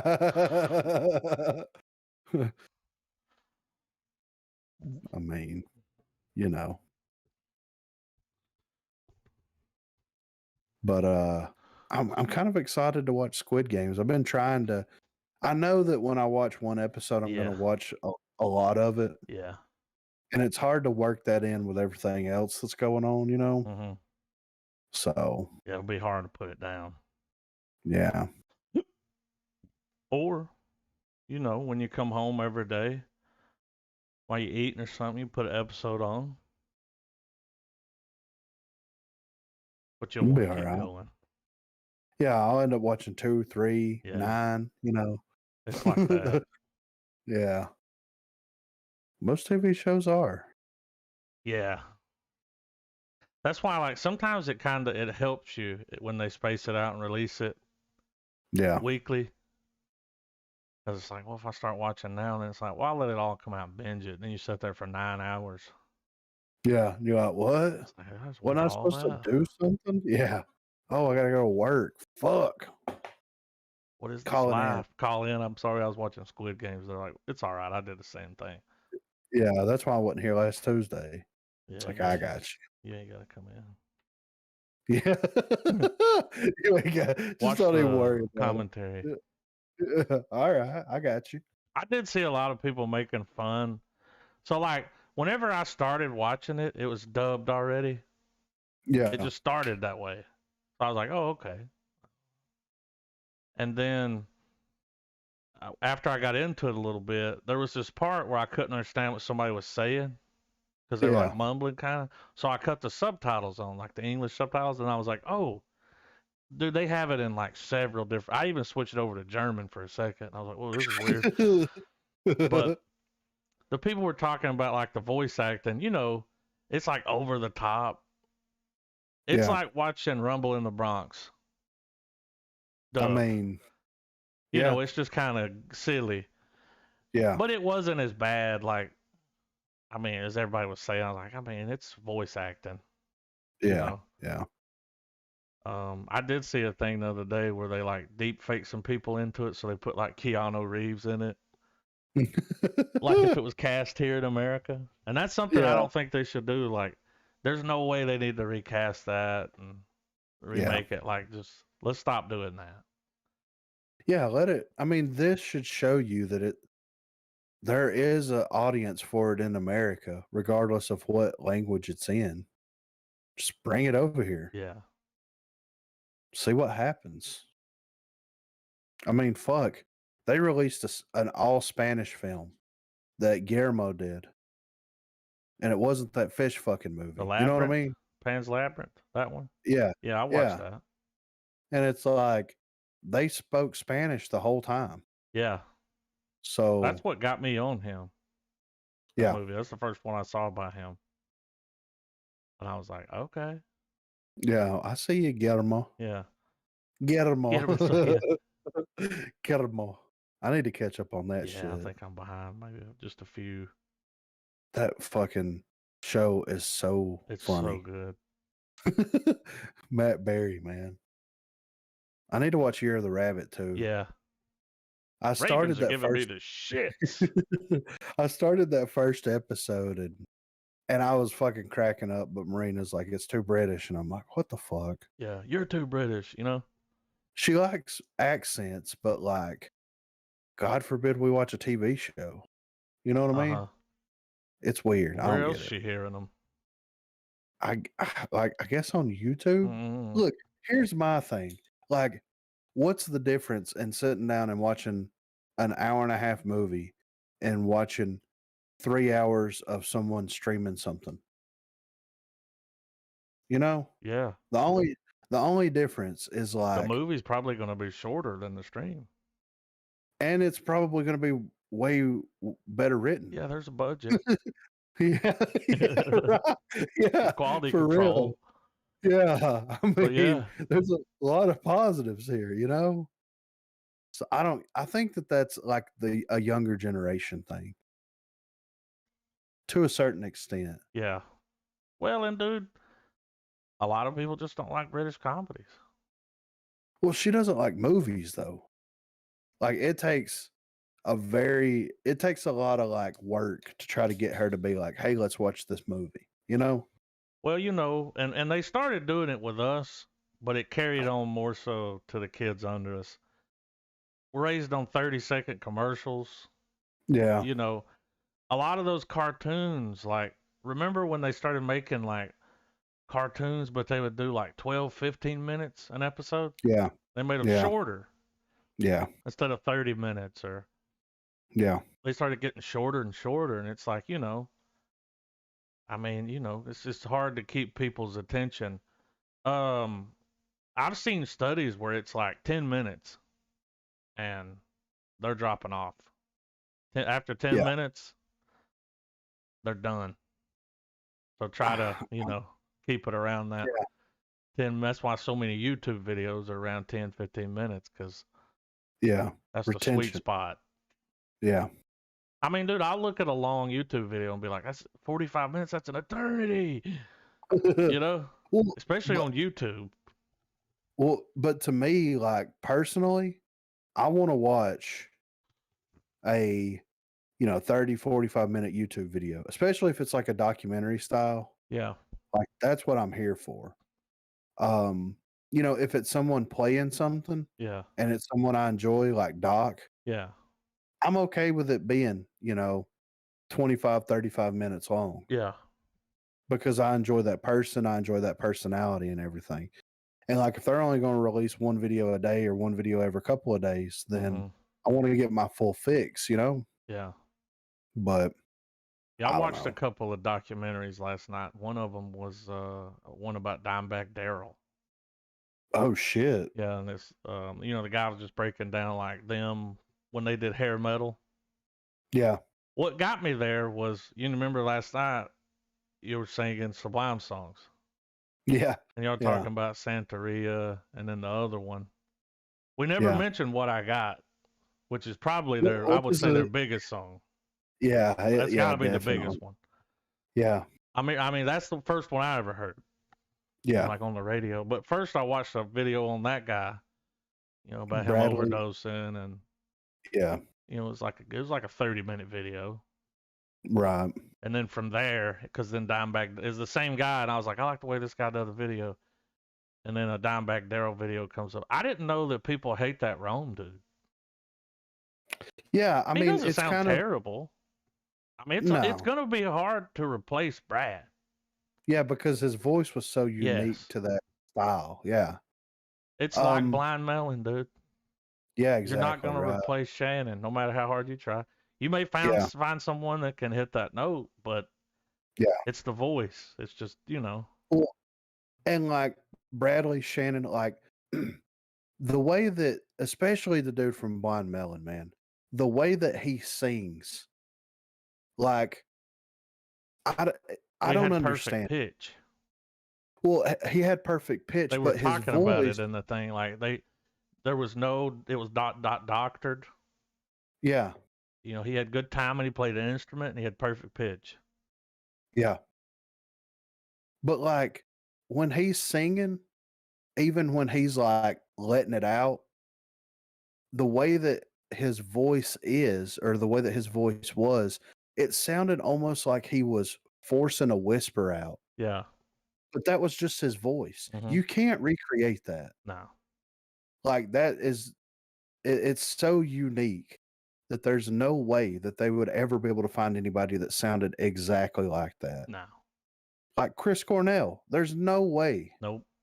That you're going to be able to find someone that sounds like Chris Cornell or Freddie Mercury or, David Bowie. Yep. Like these are all fucking icons, Kurt Cobain. Yeah. I mean, that was the wish. See, and I think that's where the fans come in, is like, they had all agreed, like, if anything happened to anyone in the band, the band would be over. Right. Kind of like Nirvana. Yeah. When Kurt died, Nirvana was like, that's it. Yeah. We can't replace him. No. Instead, he went on to do the Foo Fighters and his thing. Yeah. And I think Sublime was down. I watched that thing too. They were down for a long time. They came back in like 2009. Yeah. And they had one guy with them for a while. That didn't work out. Then they got Rome. But none of the fans like him. And it's like, I mean, he does an okay job. Yeah. I mean, I don't really know anything about any of their newer songs, but he can perform, the older tracks just fine. Yeah. I don't get the Rome hate, but I mean, I also get, you can't, Rome will never be able to recreate Brad's voice, but he does the best he can. Well, see, I'm more of a Blind Melon fan than I am, Yeah. I'll put one of their records on, just the whole thing. and have been, longer. Just a big fan of them, and not a fan of the new guy. Like the guy they've got. I just not, it ain't. I'm not there for it. Yeah. What are you gentlemen? We were just trying to buy some time. We're talking about I hear you. Yeah. Are you like? All right, I already know. Like, Trav's a fan of Blind Melon, right? Yeah. All right. By no means, no. I'm not a Dirt Lord Blind Melon fan. I'll say that. Like Adam has the, like, if you were to line me and him up, or the three of us up, Adam, I'm not as diehard as say Adam is, but I do enjoy their music. Right. What about Sublime? Not so much, man. Not so much. I don't know why. It's not like they're annoying. It's not like a situation. I just don't listen to them. I understand. I mean, some people, don't like that, like, punk reggae, like, the way that they approach music and stuff. And I get that, but like, their hits are good, but when you start listening to their deep cuts, yeah, they got some pretty interesting shit that they were doing. I imagine Sublime follows suit like Blind Melon. Like, they're a band where once you get past What I Got and Sangria, like you probably start finding really good stuff. Once you get past their No Rain. Yeah. You find that, oh shit, never heard this on the radio. Yeah. Well, when you also, and like, one thing that shocked me, and it was in that Blind Melon documentary, and I don't know why it shocked me, because you have to have a certain level of fame to get where they were, especially with No Rain. A lot of the live footage, like, they were playing packed out shows, like people were lining up to see them. Now, whether that's a festival environment, I don't think it really matters, like, the wrong act could get on stage and completely fuck a crowd up, Yeah. And another thing too was Blind Melon's showmanship. Like, they threw the fuck down like any other hardcore band. They just were playing their style of shit. Right. I listened to a podcast with their drummer and their guitar player. So they had been on tour for like 2 years after they got signed. Mm-hmm. And they were playing very, very small clubs. And it most of the time wasn't packed. And they thought they were because like people were like, they're gonna be the next fucking Guns N' Roses, and then they get in the studio and record shit, and it's like, we don't really sound like Guns N' Roses. But it was because Shannon had been doing some like vocal stuff with Guns N' Roses, and he was big buddies with them. But they're not blowing up like they thought they would. Yeah. Until the No Rain music video hit MTV, and that was like a throwaway song to them. That wasn't the first singles they were pushing out. Yeah. But for some reason, the No Rain video, they said that No Rain video, when it dropped the next night, after that point, every show was sold out. The line would be wrapped around the building. It was all that video. It's fucking nuts. And man. that video, almost didn't even come out.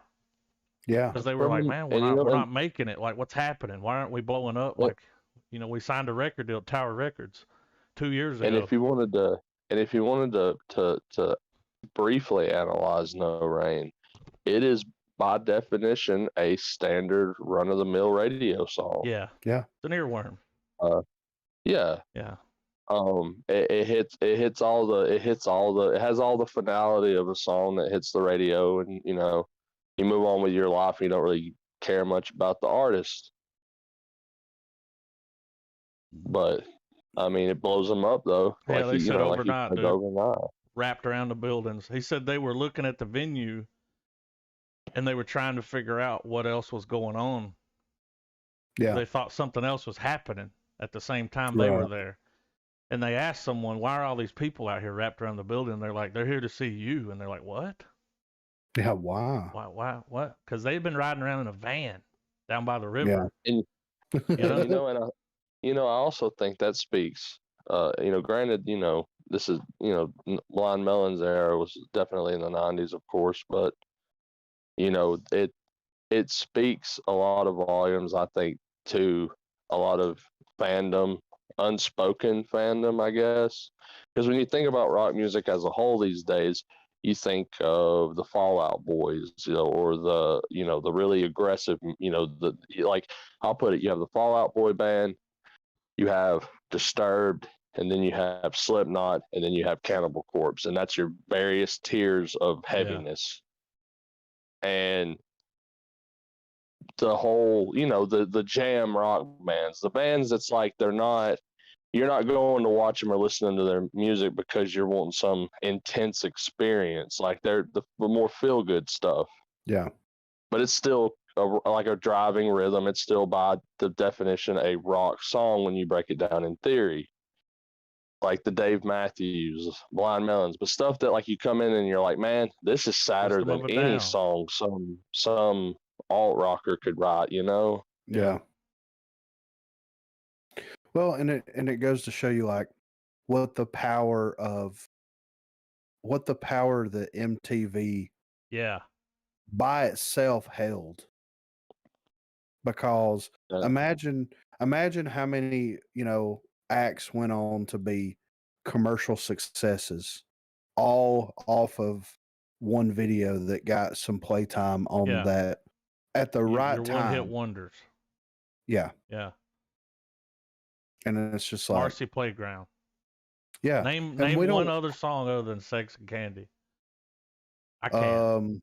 I don't know any other really. I can't either.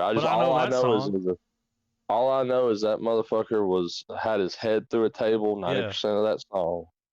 Yeah. And he was hanging around. Yep. And now it's like you have YouTube, you have social media, you have TikTok and all this stuff. But like I know it's pushing it to more people. Yeah, TikTok is used to blow songs up. Yeah. 100%. But that's what it's used for. And prime example, and TikTok's also done really good at resurging classic songs. Well, you're talking about granted, what you call Fleetwood Mac. Granted, a lot of context is missing, and a lot of the people don't even know like the names of the artists or the song.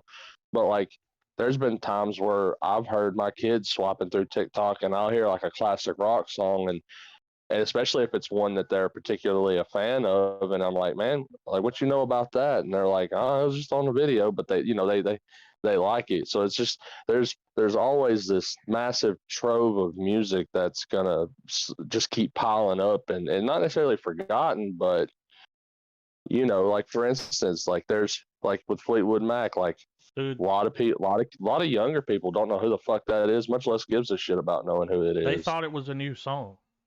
Yeah. You got this guy skateboarding, drinking Ocean Spray, listening to Dreams. And then a week, it goes viral. And then a week later, that record, which came out in the 70s, I think, is number one again. And and also, stuff like another thing that brought a resurgence for stuff too, is, at least on a commercial level, was and I think we brought it up before, the awesome mix soundtracks for Guardians of the Galaxy and everything. Like James Gunn brought a lot of he put the spotlight on a lot of old bands and artists that general audiences probably haven't thought of in years. Yeah. Those are some good soundtracks. Yeah.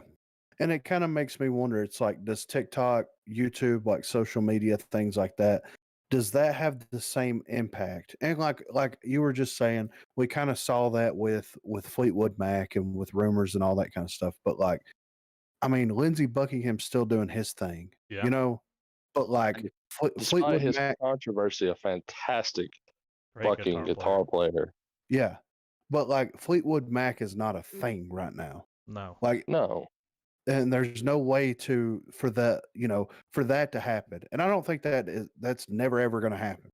I'm sure they'd work it out to do a couple. Well, of shows, when I think of them now, at least for me, I think of one of two things. I either think of that crazy ass song that Lindsey Buckingham, I don't know if he does it with them or not, but it's where it's just this acoustic song, but it sounds like 3 different guitars are playing and the dude's doing it all himself. Yeah. An old buddy of mine showed me a video of it a long time ago, and I was blown the fuck away. But I think that's more definitely a personal cut with that. But the main thing would be, I think the last time I saw something that had any kind of mainstream relevance was when I think it was when Stevie Nicks guest starred on one of the seasons of American Horror Story. Yeah. I think it was there was a season about witches, because I know that there's always been that weird aspect of her. I think, I don't know. Yeah, when Yeah, Kevin used Tusk and Tusk, Yeah. that was a good track for that. Yeah. And it's like, does social media and does TikTok and all these things, like the rumors, the Fleetwood Mac example is kind of an outlier in that situation, but like, does that have the same effect that MTV had 30 years ago Yeah, or I 40 would years say ago even at this more. point? Yeah, but I think sometimes not necessarily in the way The way that we would Well, think. the way where it works MTV, now is you hear a song, you pull the song up, you play it, you listen to it for a few weeks, and then that's it. yeah. It's gone. You don't have Well, to buy the album. There's so much more. There's so much music coming out. You just move on. So those songs don't yeah, live like they used to. They don't let it breathe. Yeah. yeah, and I feel like where MTV would have allowed a track to gain popularity, rise up in charts, blah blah blah, etc. etc. In TikTok, it does the same thing, but those songs are used to help achieve some sort of punchline. Yeah. Yeah. And I think that's detrimental, where you have a song that may have it may be a genuinely well crafted song with a good meaning, great lyrics, great all of that all around, but it's being used out of context because some dude's got his dog juggling fucking tennis balls. Yeah. And I don't think that's helping anyone, at least music wise. It's helping the TikToker, of course, but it's not. Yeah. People hear that song and go, "Oh, that's really awesome," blah blah blah. But it's more of an afterthought than like hey, listen to this track. Well, Listen to how good these artists are. and they're only hearing like a segment of the song, a very Yeah. small piece of it. Like I've even heard songs on there and be like, oh, and then I go to check that out, and I'm like, oh, that's like the only good part of that song. Okay. Yeah. Well, it's like a more interactive version of those kiosks in FYE back in the day where you can go scan a Yeah. record and it'd give you the Yeah. track list and you could listen to little snippets of all the songs. Yeah. It's kind of like that, but with like videos and shit for the more attention deficit people out there. Yeah. But trailers? Yeah. Resident Evil. Oh, We went down a fucking rabbit hole with Fleetwood Mac and the TikToks. I'm excited about these trailers, man. Like I said, I haven't watched them. I haven't either. I was like, man, I haven't talked to y'all in a few days, really, and I was like, I want to hold on and do some reactions with y'all, maybe. All right. Well, let's check this Resident Evil. I have seen the Resident Evil trailer. I'm interested to hear what you have to say about it, Trav. Resident Evil. Yeah, the first one here. Okay. My first question though is this live action or is this one of those high grade CGI films? No, this is live. This is live action, dude. Because some of those tops are kind of stupid, but I will say that here recently, especially some of those Netflix exclusive ones, I guess, where they have like that really crazy 3D animation. Yeah. I'm kind of warming up to it. They're getting better. You know what I mean? Like they're slowly smoothing it out. Right. Gantz Zero is an honorable mention for that. But yeah, I'm ready when y'all are. All right, 3, 2, 1, play. Mini trailer before the trailer. Oh shit! Did they just recreate the classic zombie reveal? Yeah.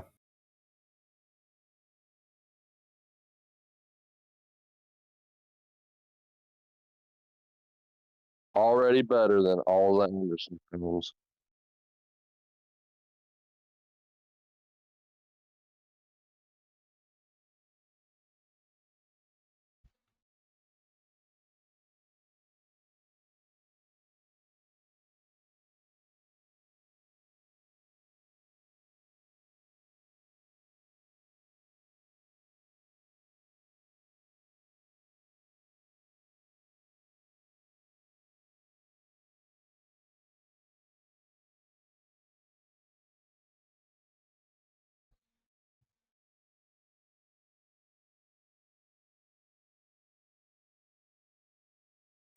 I forgot the song was. What a poor choice.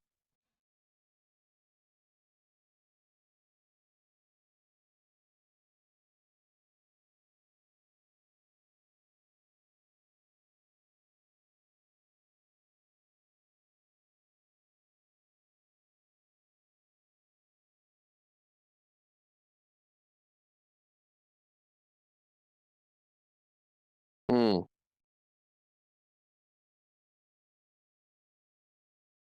Are they in the mansion? Yes.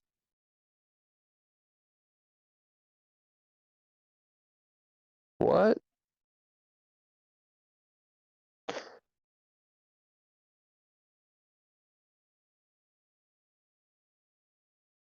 I said, hey, here's your fan service.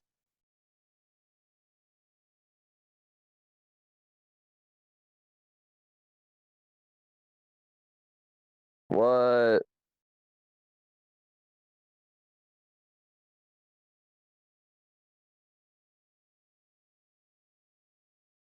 Rated R. It looks like a stupid good time. Yeah. It looks like it honors the game way fucking more than the other movies. Yeah. Just in that in 3 minutes, they achieved. They gave us all the shots we were wanting from the very first movie that we never got. Yeah. The CGI looks a little wonky, especially that big thing looking fucker hanging from the ceiling. I think they should probably let that bake a little longer. But I think they will, because like we were just talking about them doing, you know, a new Resident Evil series, like I don't know what 6 or 9 months ago, Yeah. and now now it's coming out in November. Yeah. So I think I think the CGI is going to look better whenever the movie's actually released. I think they were just trying to get a trailer out there for it. what's funny is that like I'm seeing the comments, and it's just funny to see how many people have clearly never played that first game. Yeah. Well, and it looks like it's following Resident Evil and Resident Evil 2 simultaneously. Yeah, yeah, I can see what you're saying. Because it's got Claire and it's got Leon, and it also has Chris. The dude from Umbrella Academy is playing Wesker. I mean, funny. If they tried to sit down and flesh out every person's favorite fucking character, because let's face it, nobody really gave a fuck about Leon until Resident Evil 4. Yeah. Like, he was in the game, but, you know, it was more like the fandom was always centered more around just like, holy shit, the game, instead of like, I love the journey of this character because insert stupid fucking opinion. Because she's married to the director. I mean, I want to watch it, but I think at the same time I'm not turned away by it because I kind of know what I'm getting. Like, this movie, it looks like it knows what type of movie it's trying to be. Yeah. And I'm okay with that, because I think that there's going to be a lot of redeeming qualities about the film where the acting and the CGI may not necessarily hit the mark on some of that thing. Yeah. On some of those things. But I think that the story and the actual tone and everything looks good enough just from the trailer that it's going to be fine. I also think that a lot of probably general consensus or general audiences are still like, whatever. It's because everyone's still gonna have Walking Dead fatigue for another 10 years. Yeah. Walking Dead has it single-handedly revived the zombie genre and murdered it in the same fucking decade. Yeah. Yeah. Like, if you have an artist friend and you're just chilling with them one day and they're just like doodling around and they make something it looks badass, and you even perk up and go, hey man, that looks fucking awesome. And they're like, yeah, thanks, whatever. And they just keep doodling. And you come back the next day and it's like worse. Like they should have left it alone. Mm-hmm. Yeah. Which, I mean, who are you to say? You're not the artist. Beauty's in the eye of the beholder, of course. But it's like that's The Walking Dead. Yeah. It's like hanging out with Charles. All right, Now I'm I ready have heard that this last season has set up a pretty good villain. Hmm. With it being the final and everything.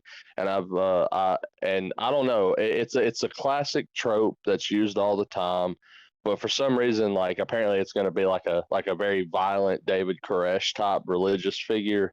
Yeah. Like he, and it's got the whole Southern, like you're gonna bear witness to the family, like that kind of shit. Right. Almost mustache twirling. But I've heard that they've set up a decent villain, but I'm like, man, that's a lot of episodes to get from when it was good to when it's good I'm again. not gonna be able to do it. No, I'm good. And I hate that I never finished the comic. I'm like 30 issues from completing it. But I don't know. I feel like it's one of those things where I enjoyed that comic book is good start to finish. Like there were no bad moments in the comic. Right. And I guess I feel like if I don't finish it, then I know I've always got it. There's still some to read. Yeah. But yeah, I'm on the fence as to whether I finished The Walking Dead. But back to the original point, I think Walking Dead has tired out audiences still. I think it's still the default flavor. It's their vanilla. And a lot of people that don't realize that material like Resident Evil was around before Walking Dead and stuff, but nobody cares about that really in the grand scheme of things. Yeah. Ethan Hawke. Well, yeah, I'm ready for the Black Parade or the Black Phone. I So- was a young boy. I'll say this about him being a young boy. But I'm ready for it. You ready, Trav? Let me get past some adage. I'm dealing with phone trailer. I'm phone not boning. Frailer. When I was All I young- know is with this screenshot, man, he should be a Green Goblin at some point. Yeah, right. Ready when y'all are. 3, 2, 1, play. I think there's some buzz that's generated after this trailer came out. Mm.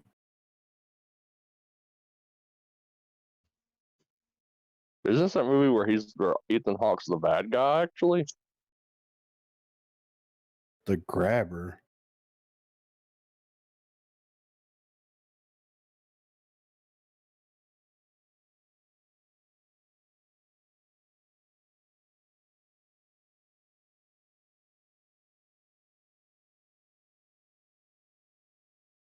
Is that him?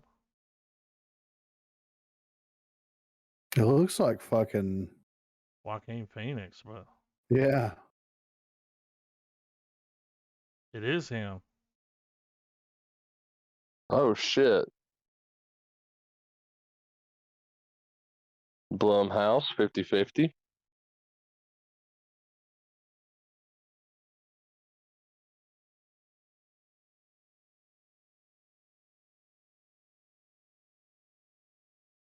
That's the Black Phone.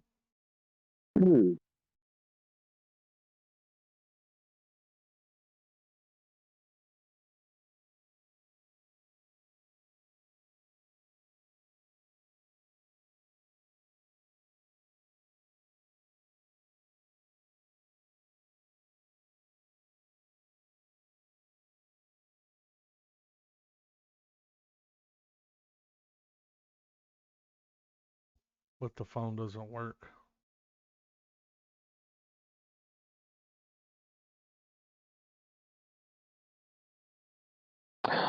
Dude.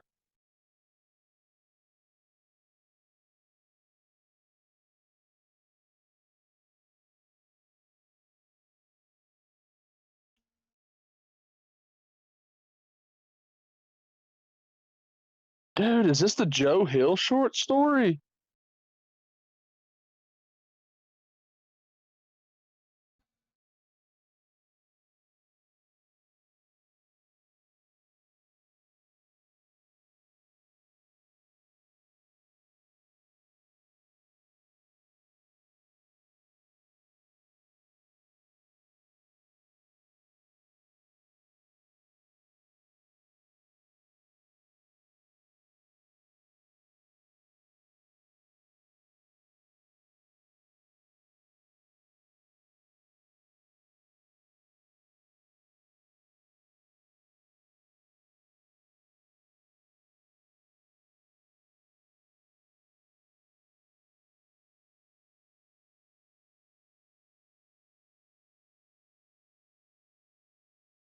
No, that looks pretty fucking great. So okay, so it never gets mentioned or said, so I'm assuming it's not, obviously.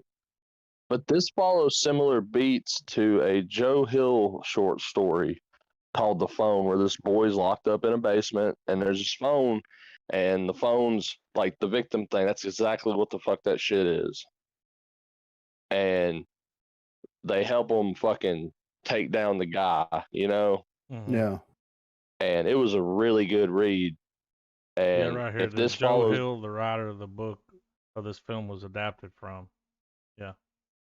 oh shit, okay, fuck yeah, dude. This is the son. Oh, this is Stephen King's King's son. son. Yeah. Yep. And this is the guy that was working. The director's the guy from Doctor Strange. After leaving the Multiverse of Madness, he decided to make this movie. Which the comments are right, Oh, yeah. man. The twist of the kids being the victims and like that was those were big reveals in the story. So it's kind of sucks that they kind of spoiled it. So I hope maybe they've flared something up and they've got a new ending cooked up for it. But like, yeah, the whole thing with the kids being like the ones talking to them when the phone rings and all that kind of stuff and everything, like that was like when you turn the page and it reveals it, you're like, oh fuck, okay. That looks interesting. Kind of want to read the story too. I can't believe that slipped under my radar, man. Yeah. Well, that trailer just dropped. I'm kind of surprised we didn't see about it in movie news. Because I mean, but with anything with Joe Hill and Stephen King, yeah, that usually gets ate up by like Screen Rant and stuff. Yeah. All right, we got a new trailer for The Beatles Get Back. Yep. I highly recommend we podlock the black phone. Yeah, I'm down.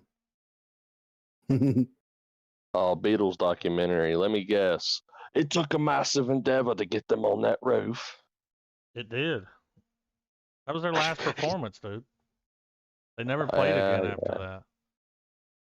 So this drops next month. That's why now we got you remember we saw that trailer a while back where it was Peter Jackson. He was like working on the Beatles documentary.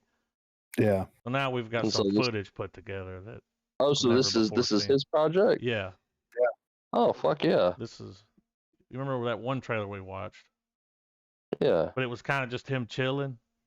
So I actually went down the rabbit hole on this movie. So when these guys, this was their last performance they ever did.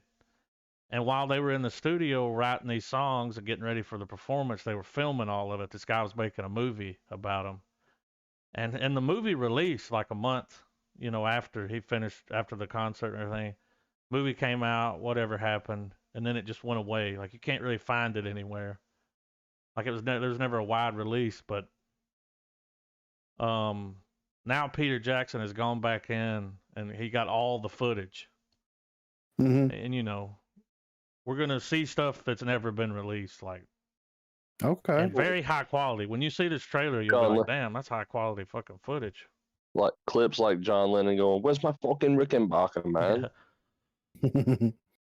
I'm ready for it though, man. Yeah, I'm ready. All right, 3, 2, 1, play. I mean, the quality.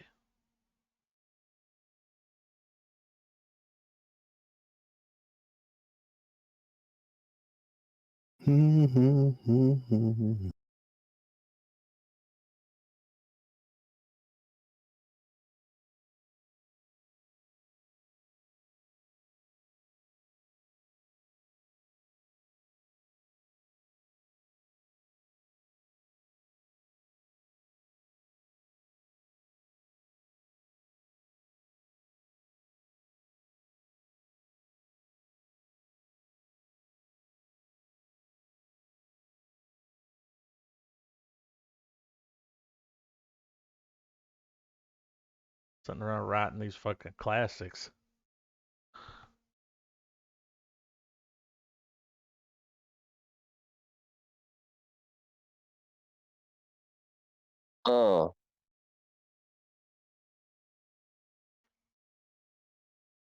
Jackson's ability to restore footage is fucking incredible, dude. Yeah. Yeah.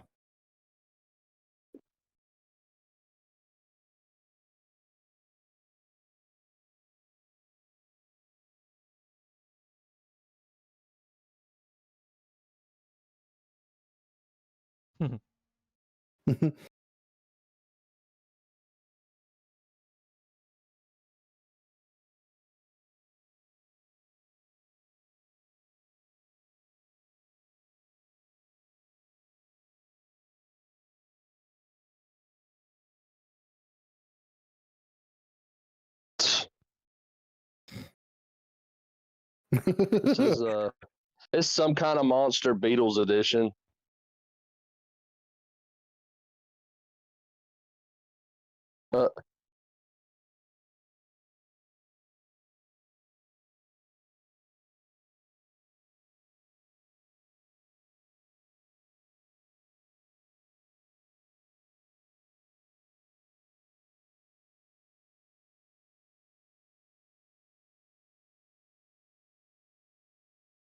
Look at him, man. The camera's rolling, man. We got to be poignant.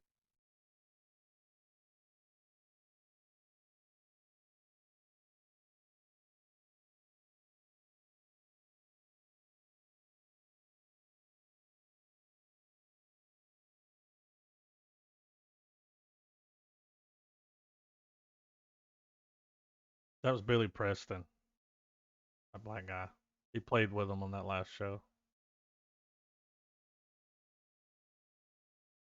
Really good piano player.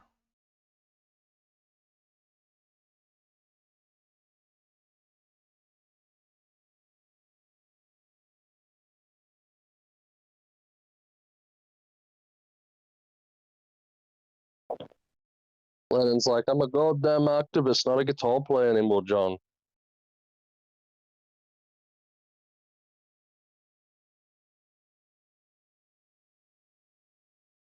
It's cool that all this footage was just sitting there. Yeah. 50-something hours.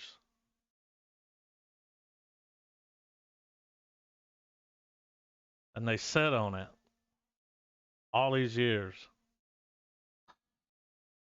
I'm watching this not just because I like the Beatles, but there's a lot of sentimentality to this. People that have seen early cuts, they're like, we had it wrong all along about the Beatles, like thinking that Yoko broke the band up and all this, like, and I think what they're kind of getting at is like when they say on there that George quit, I think there was some kind of dispute with him and the group. Like, I don't think he wanted to play anymore. Right. But they just kind of, you know, how like on that one, they said show gets canceled because Yoko sits on the amp. Yeah. That's what the tabloid said. I may have to wait until all that's done and then go over to my grandmother's house and watch it with her. Oh, yeah. I mean, I'm excited. That comes out next month. Yeah.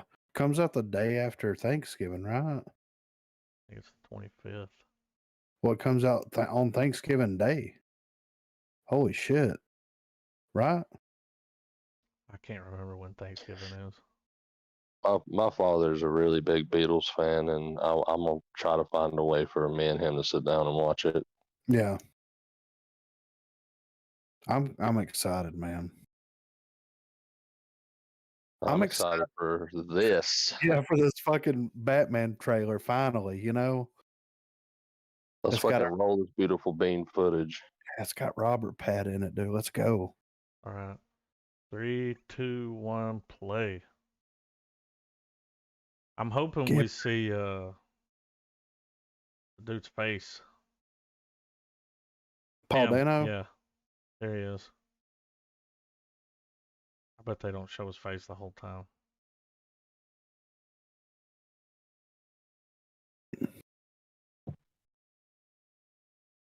Oh. Oh, but we know how he likes his macchiato.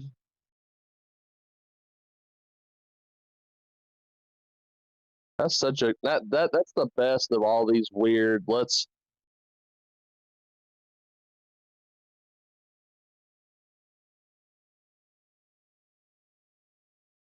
Mm.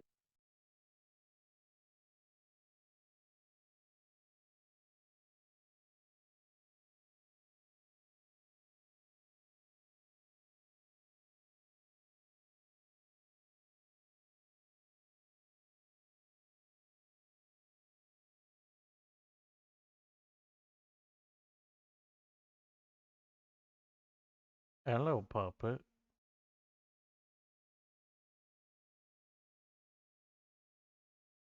But Andy Serkis.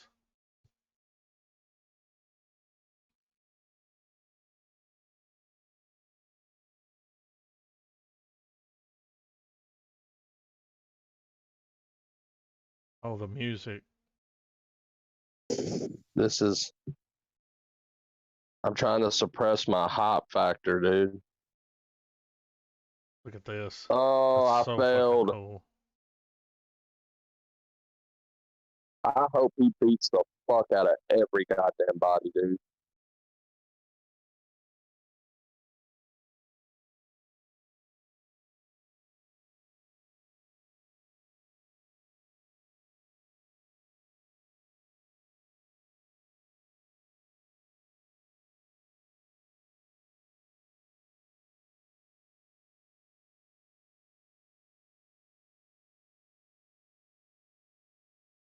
No, you didn't. Oh, son, you ain't got shit, bro. I got you.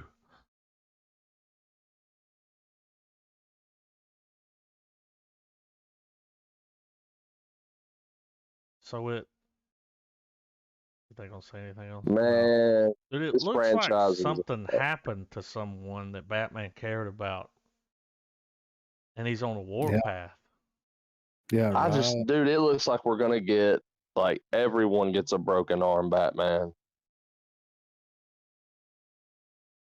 I'm super fucking excited, man. Yeah, I think it's gonna be a banger. Banger. Yeah. I'm ready for fucking this Flash trailer. Or I'm teaser. ready. Like, my body's ready. Let me get past this ad, though. You know So they gotta put an Andy, ad on this.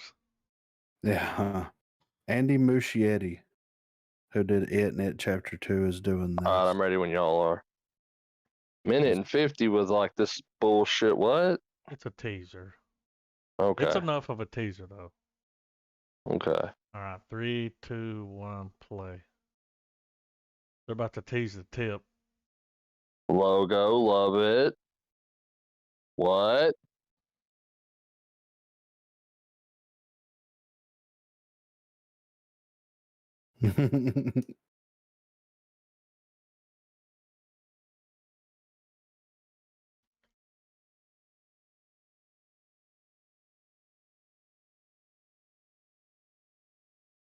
What the fuck is this?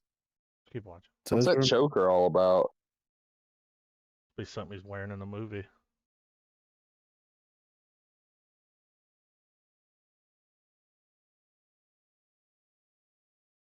What? Okay. Is that who I think it is? Just keep watching.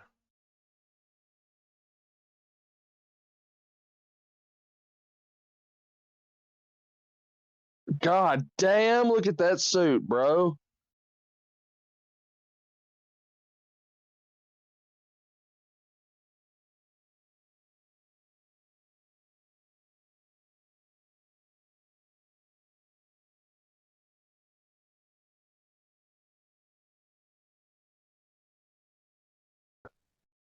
Dude.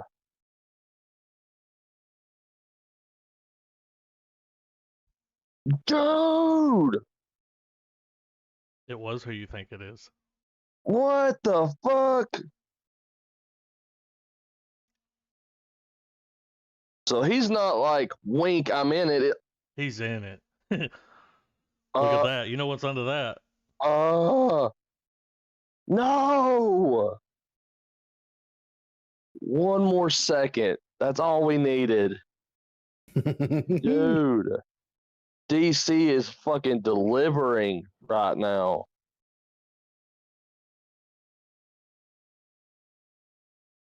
I mean, that. I'm sorry, I'm over here squealing like a schoolgirl, dude. That shit was badass.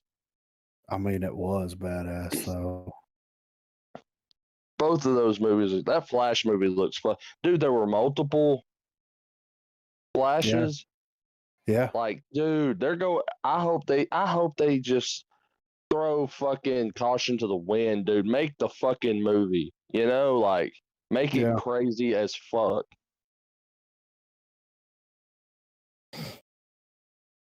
Oh, Dune. Have you guys speaking of Dune, have y'all seen that clip that's been going around?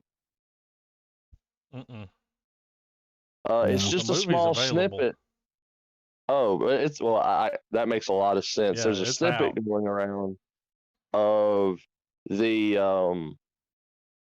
it's that classic overview shot where armies are going to clash, where you see the wall of death sequence. Mm-hmm. There's a clip of it, and it looked really cool, and it shows Atreides straight fucking people up in his little Iron Man suit and shit. So, but yeah, I'm ready for this when y'all are. Yeah, I'm ready. Well, let me see what YouTube decides real quick. Okay, they decided to give me this one for free. All right, ready when y'all are. 3, 2, 1, play.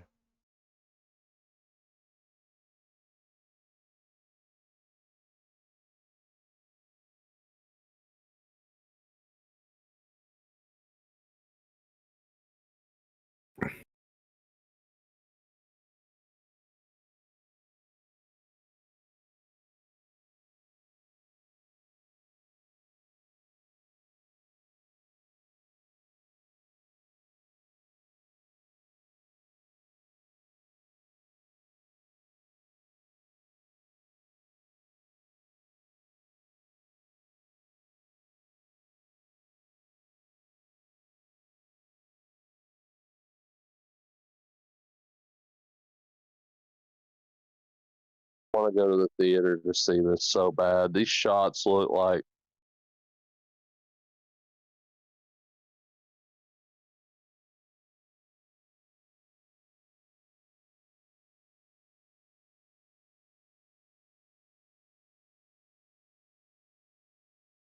I like the way that ship design. Yeah. It's different. It's like a firefly. Yeah.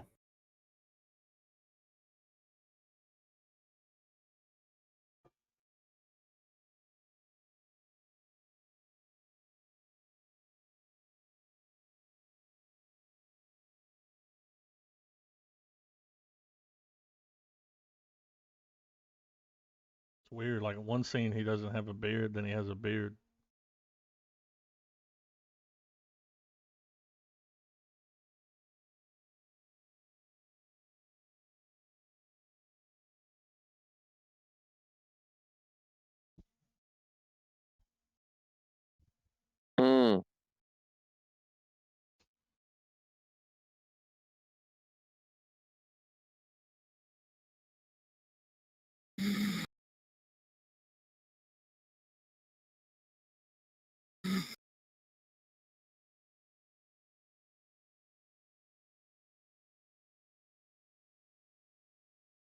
Dude, was that him hauling ass on that fucking sandworm? That's what it looked like. Dude, looks epic. It does. Yeah, I really want to brave the theater and go see that, because that looks like it. It looks like it needs to be seen on a big screen, dude. Yeah. Like I'm starting to understand dude's complaint,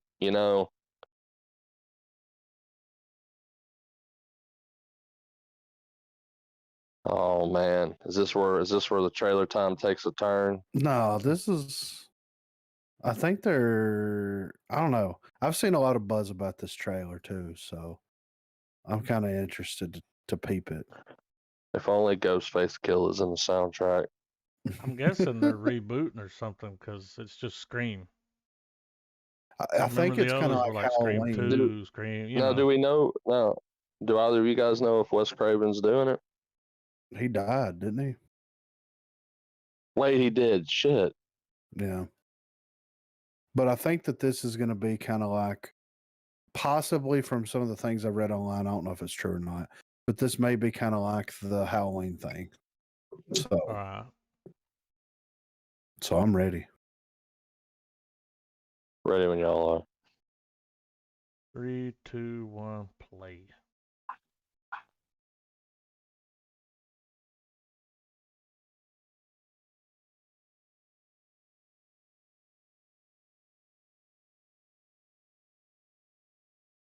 Oh, of course, we're texting this time.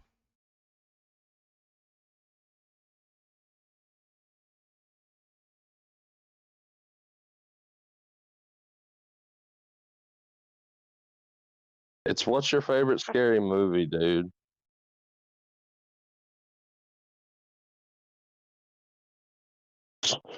Smart home. He's a hacker. He's going to be behind her. Yep. She's getting her ass kicked. Yeah, So right. I assume this is going to be the cold opening. Oh, look who it is. Yeah, dude. That's what they're doing. Wow, they brought them all back.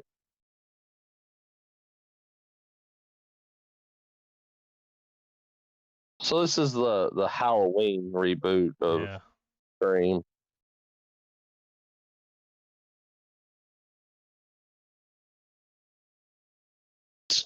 You ain't kidding.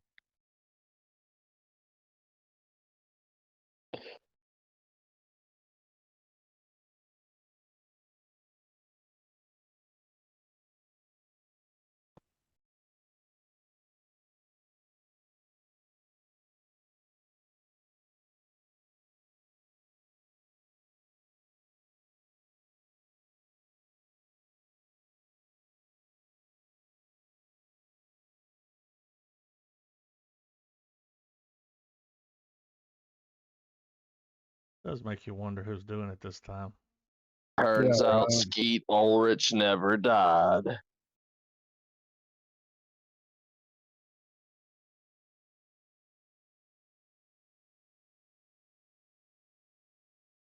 Don't look bad. Cleveland Brown comes out and goes, "Nobody cares about who you are or what you did." Y'all remember that shit? Yeah, I remember. Fucking episode where like Skeet Ulrich comes out and he's on a gurney. And Cleveland just looks at him and says that. Oh, we finally got our Peacemaker trailer. Oh man. I'm ready for it though. All right, ready when y'all are. All right, 3, 2, 1, play. Some fucking eagle riding shotgun. Yeah. He'd suck a fucking island full of dicks, dude.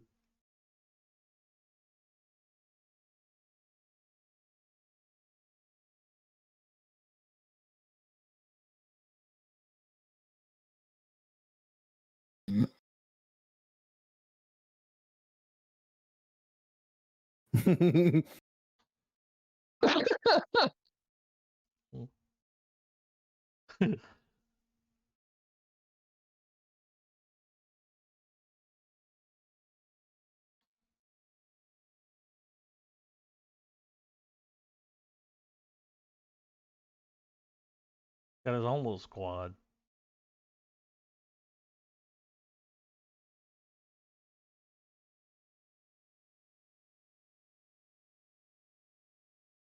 Look at the eagle.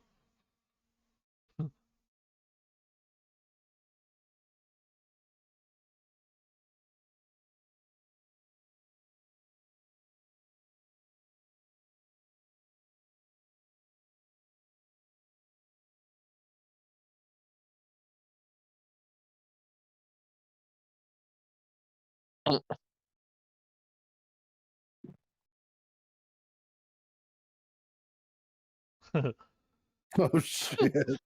Wrong kid died.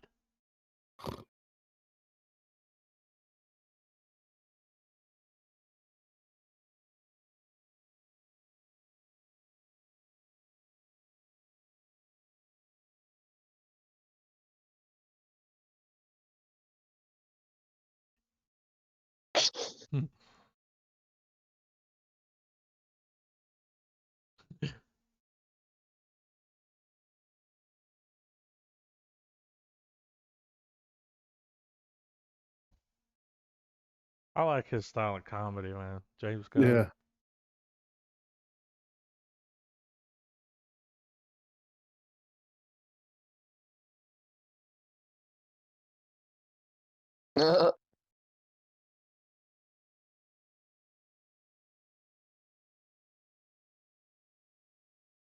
The fucking Eagles hug.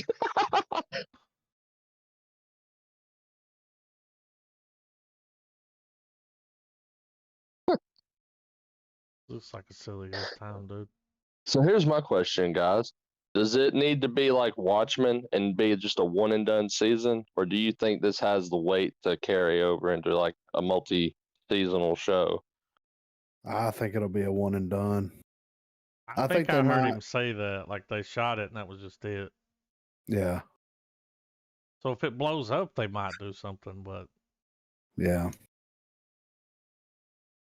it'll have to be after Guardians 3. yeah, and probably the next Suicide Squad movie. All right, Black Adam. We finally got our first little peek at this thing.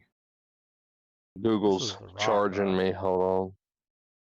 Yeah, this has got Dwayne in it. The rapper. I forgot. It's instead of Drake, it's Dwayne. So like the songs are just really, I don't know. I'm kind of beating around a punchline here. He was in a fucking Tech Nine music video and he was rapping, dude. Mm-hmm. I'm ready whenever y'all are. All right, 3, 2. Let's see if it's the same shit. 3, 2, 1, play.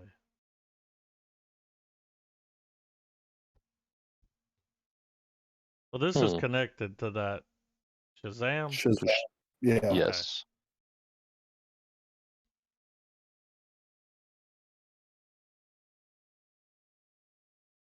Get back. Whoever wears this crown becomes the Lich. Oh. Bitch, why'd you say that?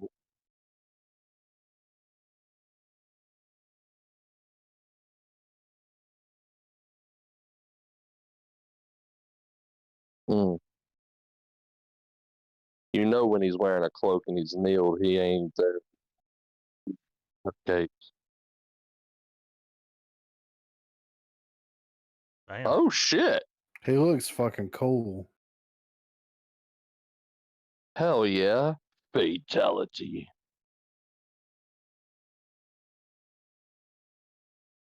We're also in the Matrix.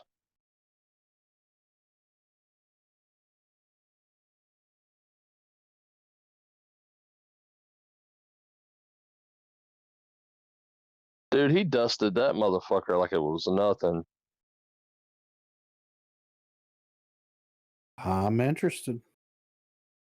I'm down. Oh, yeah. All right, Home Sweet Home Alone. What exactly is happening here? This is the new Home Alone movie coming to Disney Plus. Well, let's fucking peep this shit.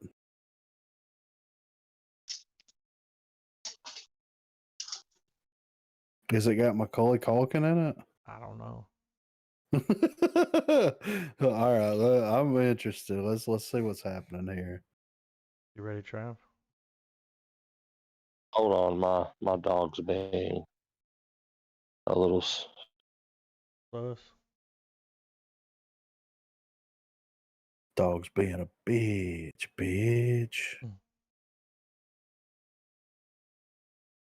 Beard's weird.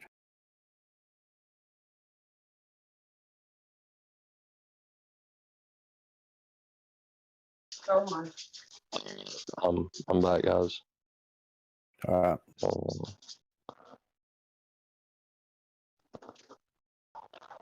Home Sweet. Okay, Home ready Alone. when y'all are. 3, 2, 1, play.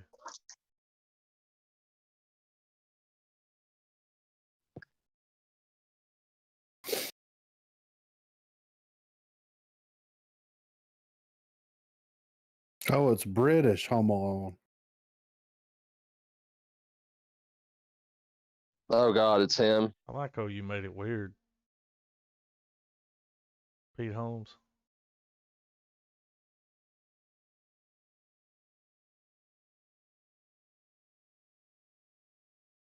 Luke Scarface.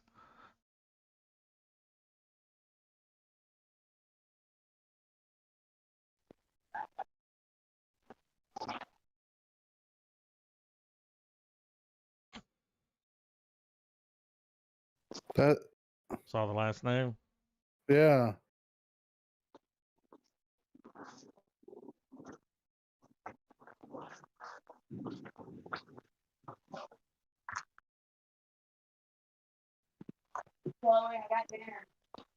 You could just call the cops.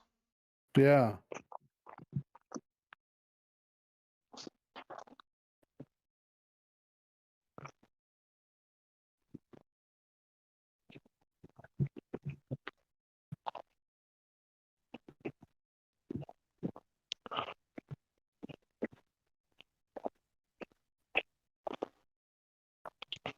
Damn.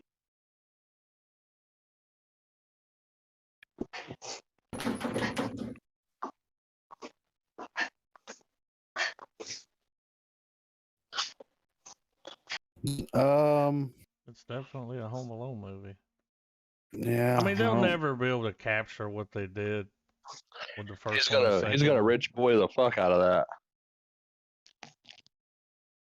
I still think Stoned Alone would probably be a better movie. You know? Just a guy in his late 30s going through a midlife crisis in his living room. Having a panic attack.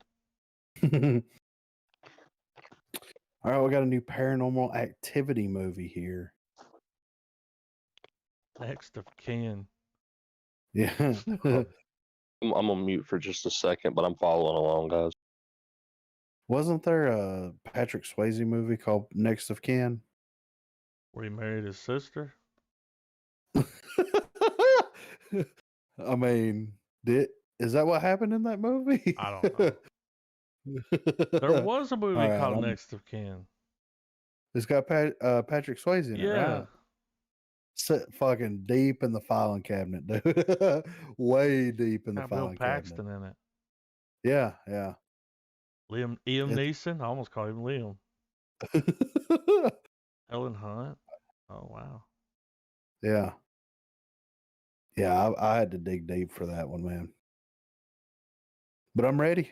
All Next right. of Kin, Another Paranormal paranormal Activity. like that. But I did notice something. I started playing the trailer to see if it was a real trailer. It looks like it's not shot like the other ones, where they set Right. the camera up, a found footage. It Yeah, looks like a movie. yeah. So 3, 2, 1, play. And I might be wrong, but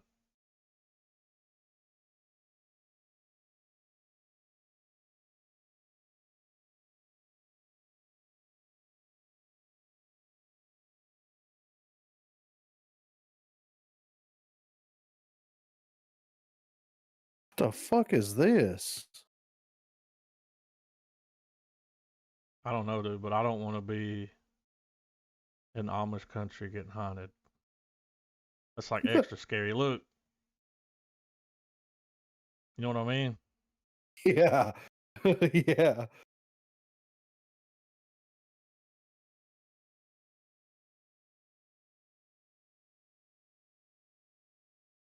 Mm.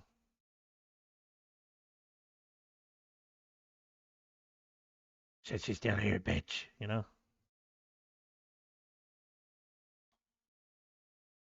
It's a devil Yeah, church. should probably leave.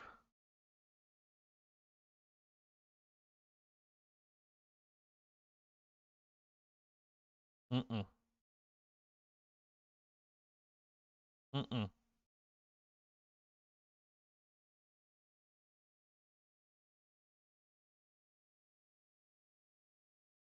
Ooh.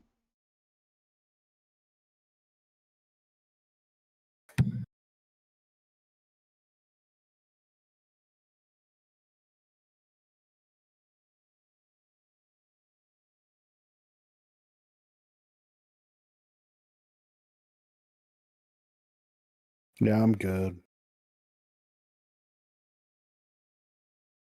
Is that Hebrew?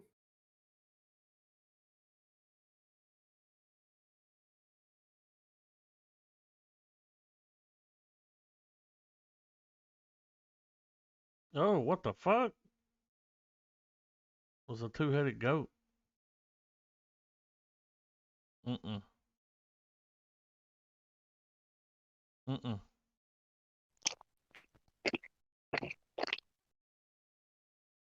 That's where they keep the Gimp. And the first Paranormal Activity was like its own little lightning in a jar moment. But I just don't feel like it.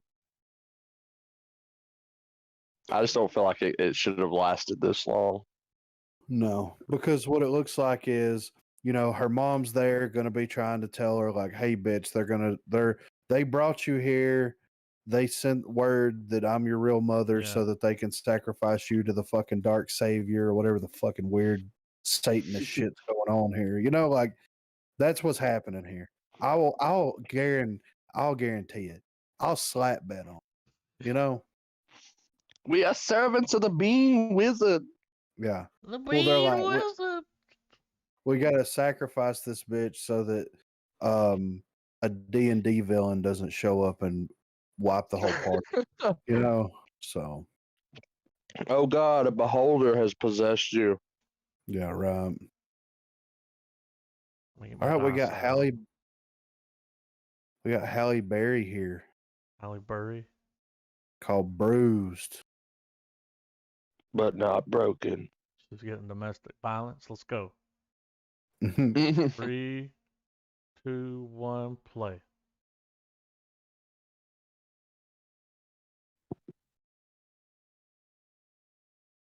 Oh, she was a fighter. Who was that fighter that ended up getting beat? The chick. Ronda Rousey? Yeah, this is the Ronda Rousey story. I remember she was like huge. Yeah. And then that Holly Holmes fucked her up, and that was just it.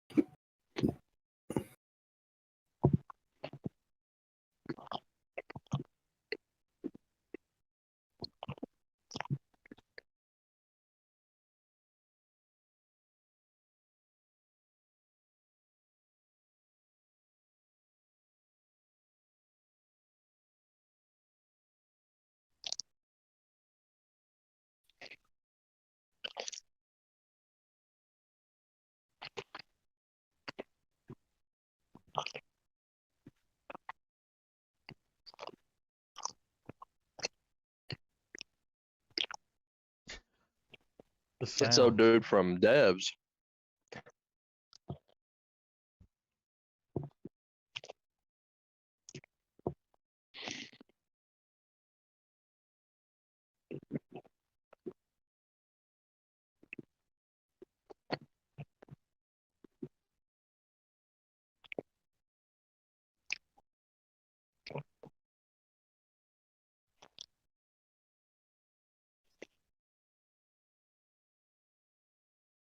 All right, I'm done watching that.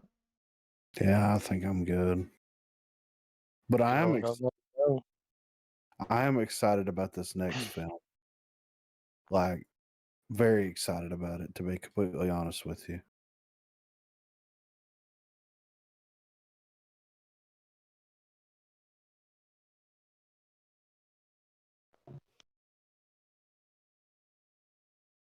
All right, y'all ready?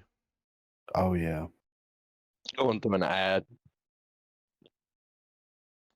Is Javier Bardem playing Ricky?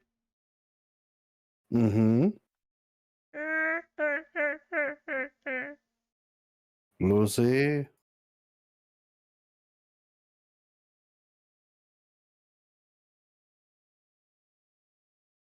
All right, guys, I'm ready. 3, 2, 1, play.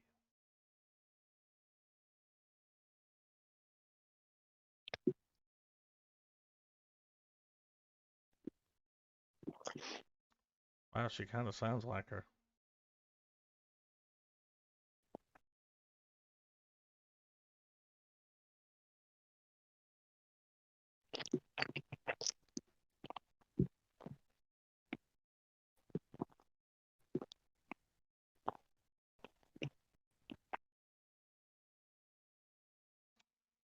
Just mute that.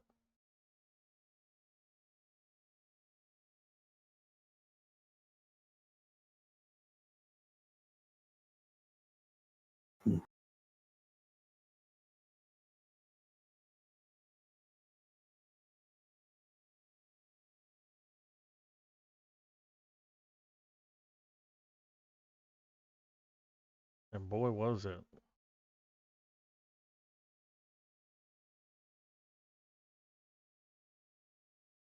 Yeah.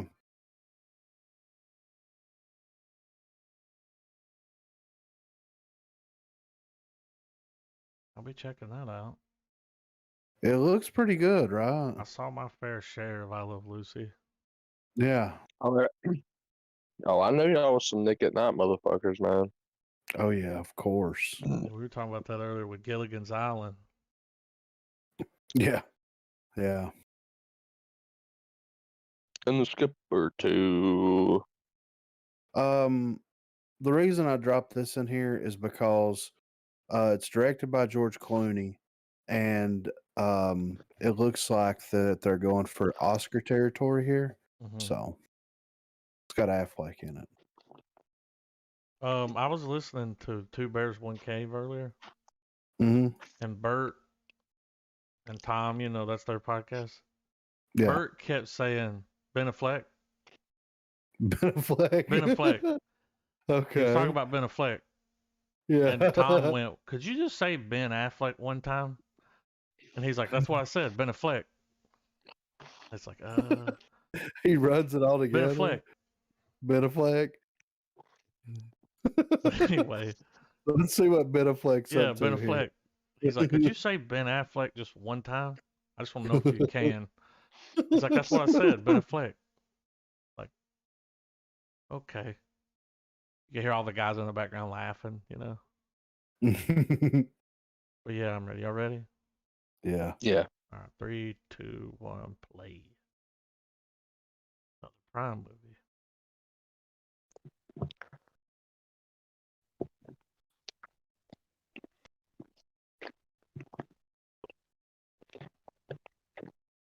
Mute that again.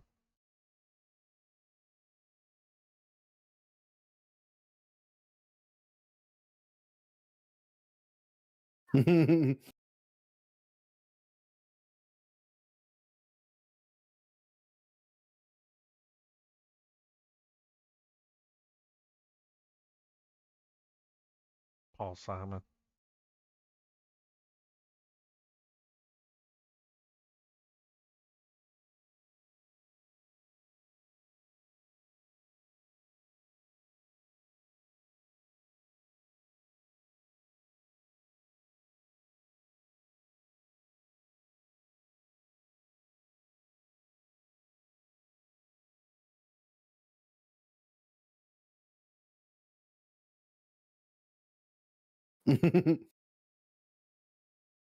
Oh shit.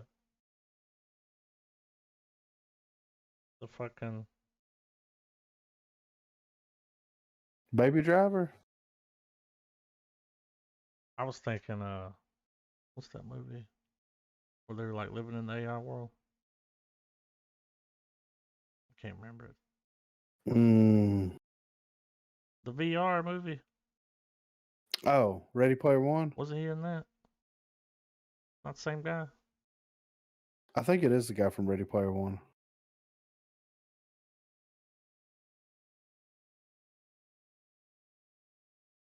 Yeah. Ben Affleck.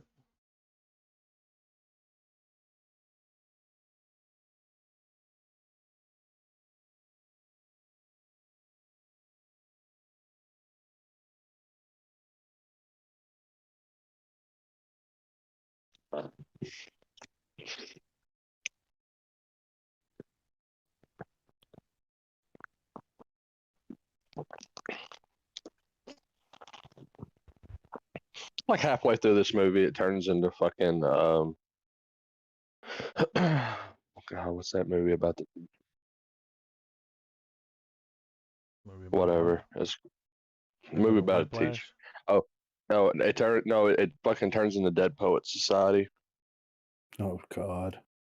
By the end, they're all like, "Oh, Captain, my Captain." Ben Affleck. Ben Affleck. Been a flick. We got a Now I'm new like, international Ghostbusters trailer. okay. This is coming out soon, right? I think so. I'm getting really impatient with this Ghostbusters movie. November Let's the 19th. yeah, soon. All right, let's peep it, see what it's about. All right. 3, 2, 1, play.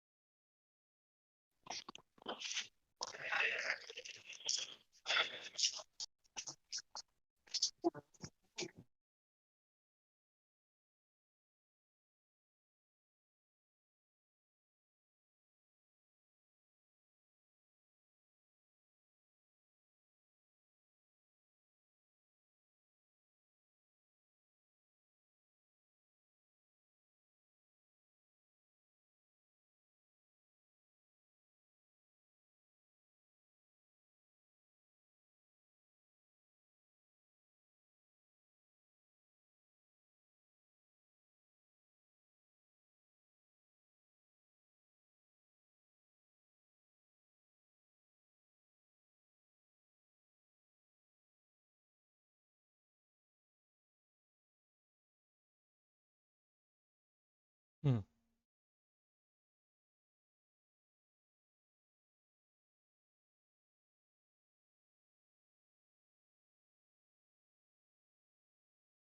What?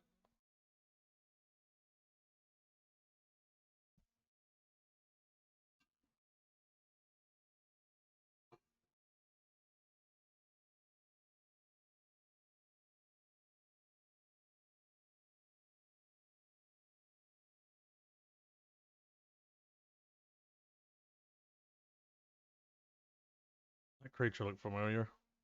Yeah, The right. gatekeeper.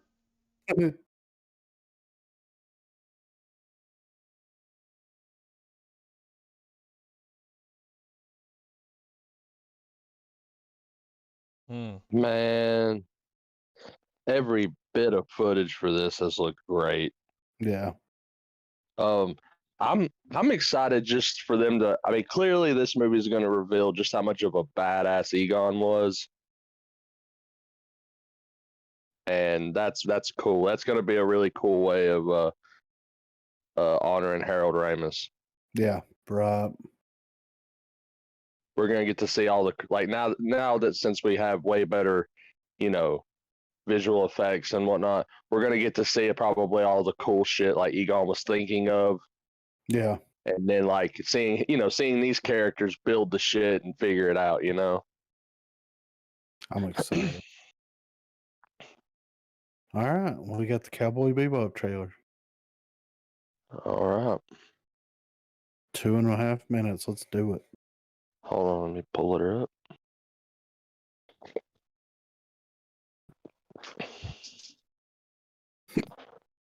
All righty then. All right. 3, 2, 1, play. Little grindhouse.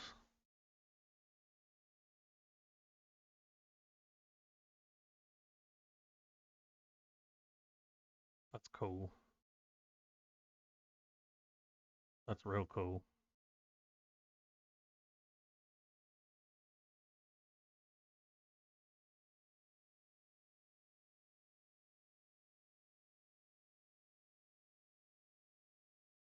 Like the way it's shot.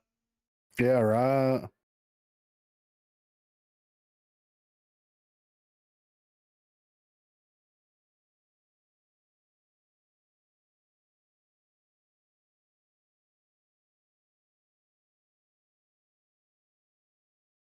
What is happening?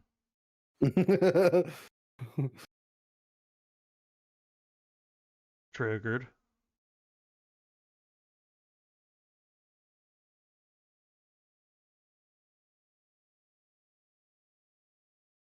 Snap out of it.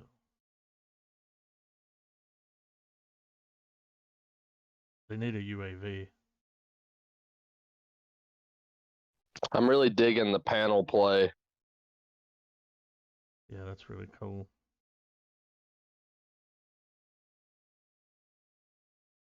Wow.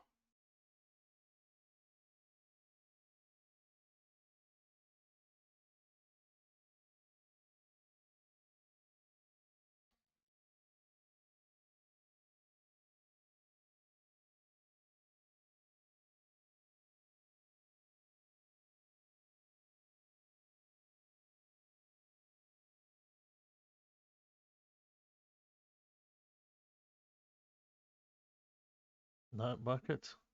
Let's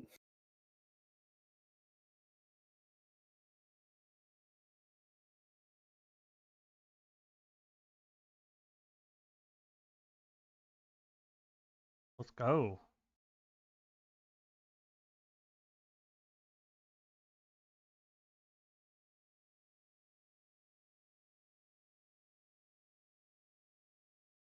That's probably the coolest like snippet from that so far. Yeah. Yeah, no, the other thing we watched a few weeks ago was pretty damn cool. So this had to be directed by someone that's done some kung fu movies, right? I mean, it had to be. And I'm hoping at the end of the day it's made by a lot of Bebop fans because like that's a really good anime. Like it was just really, it's just well made, and it looks like maybe some of that same TLC's been put into this. Right.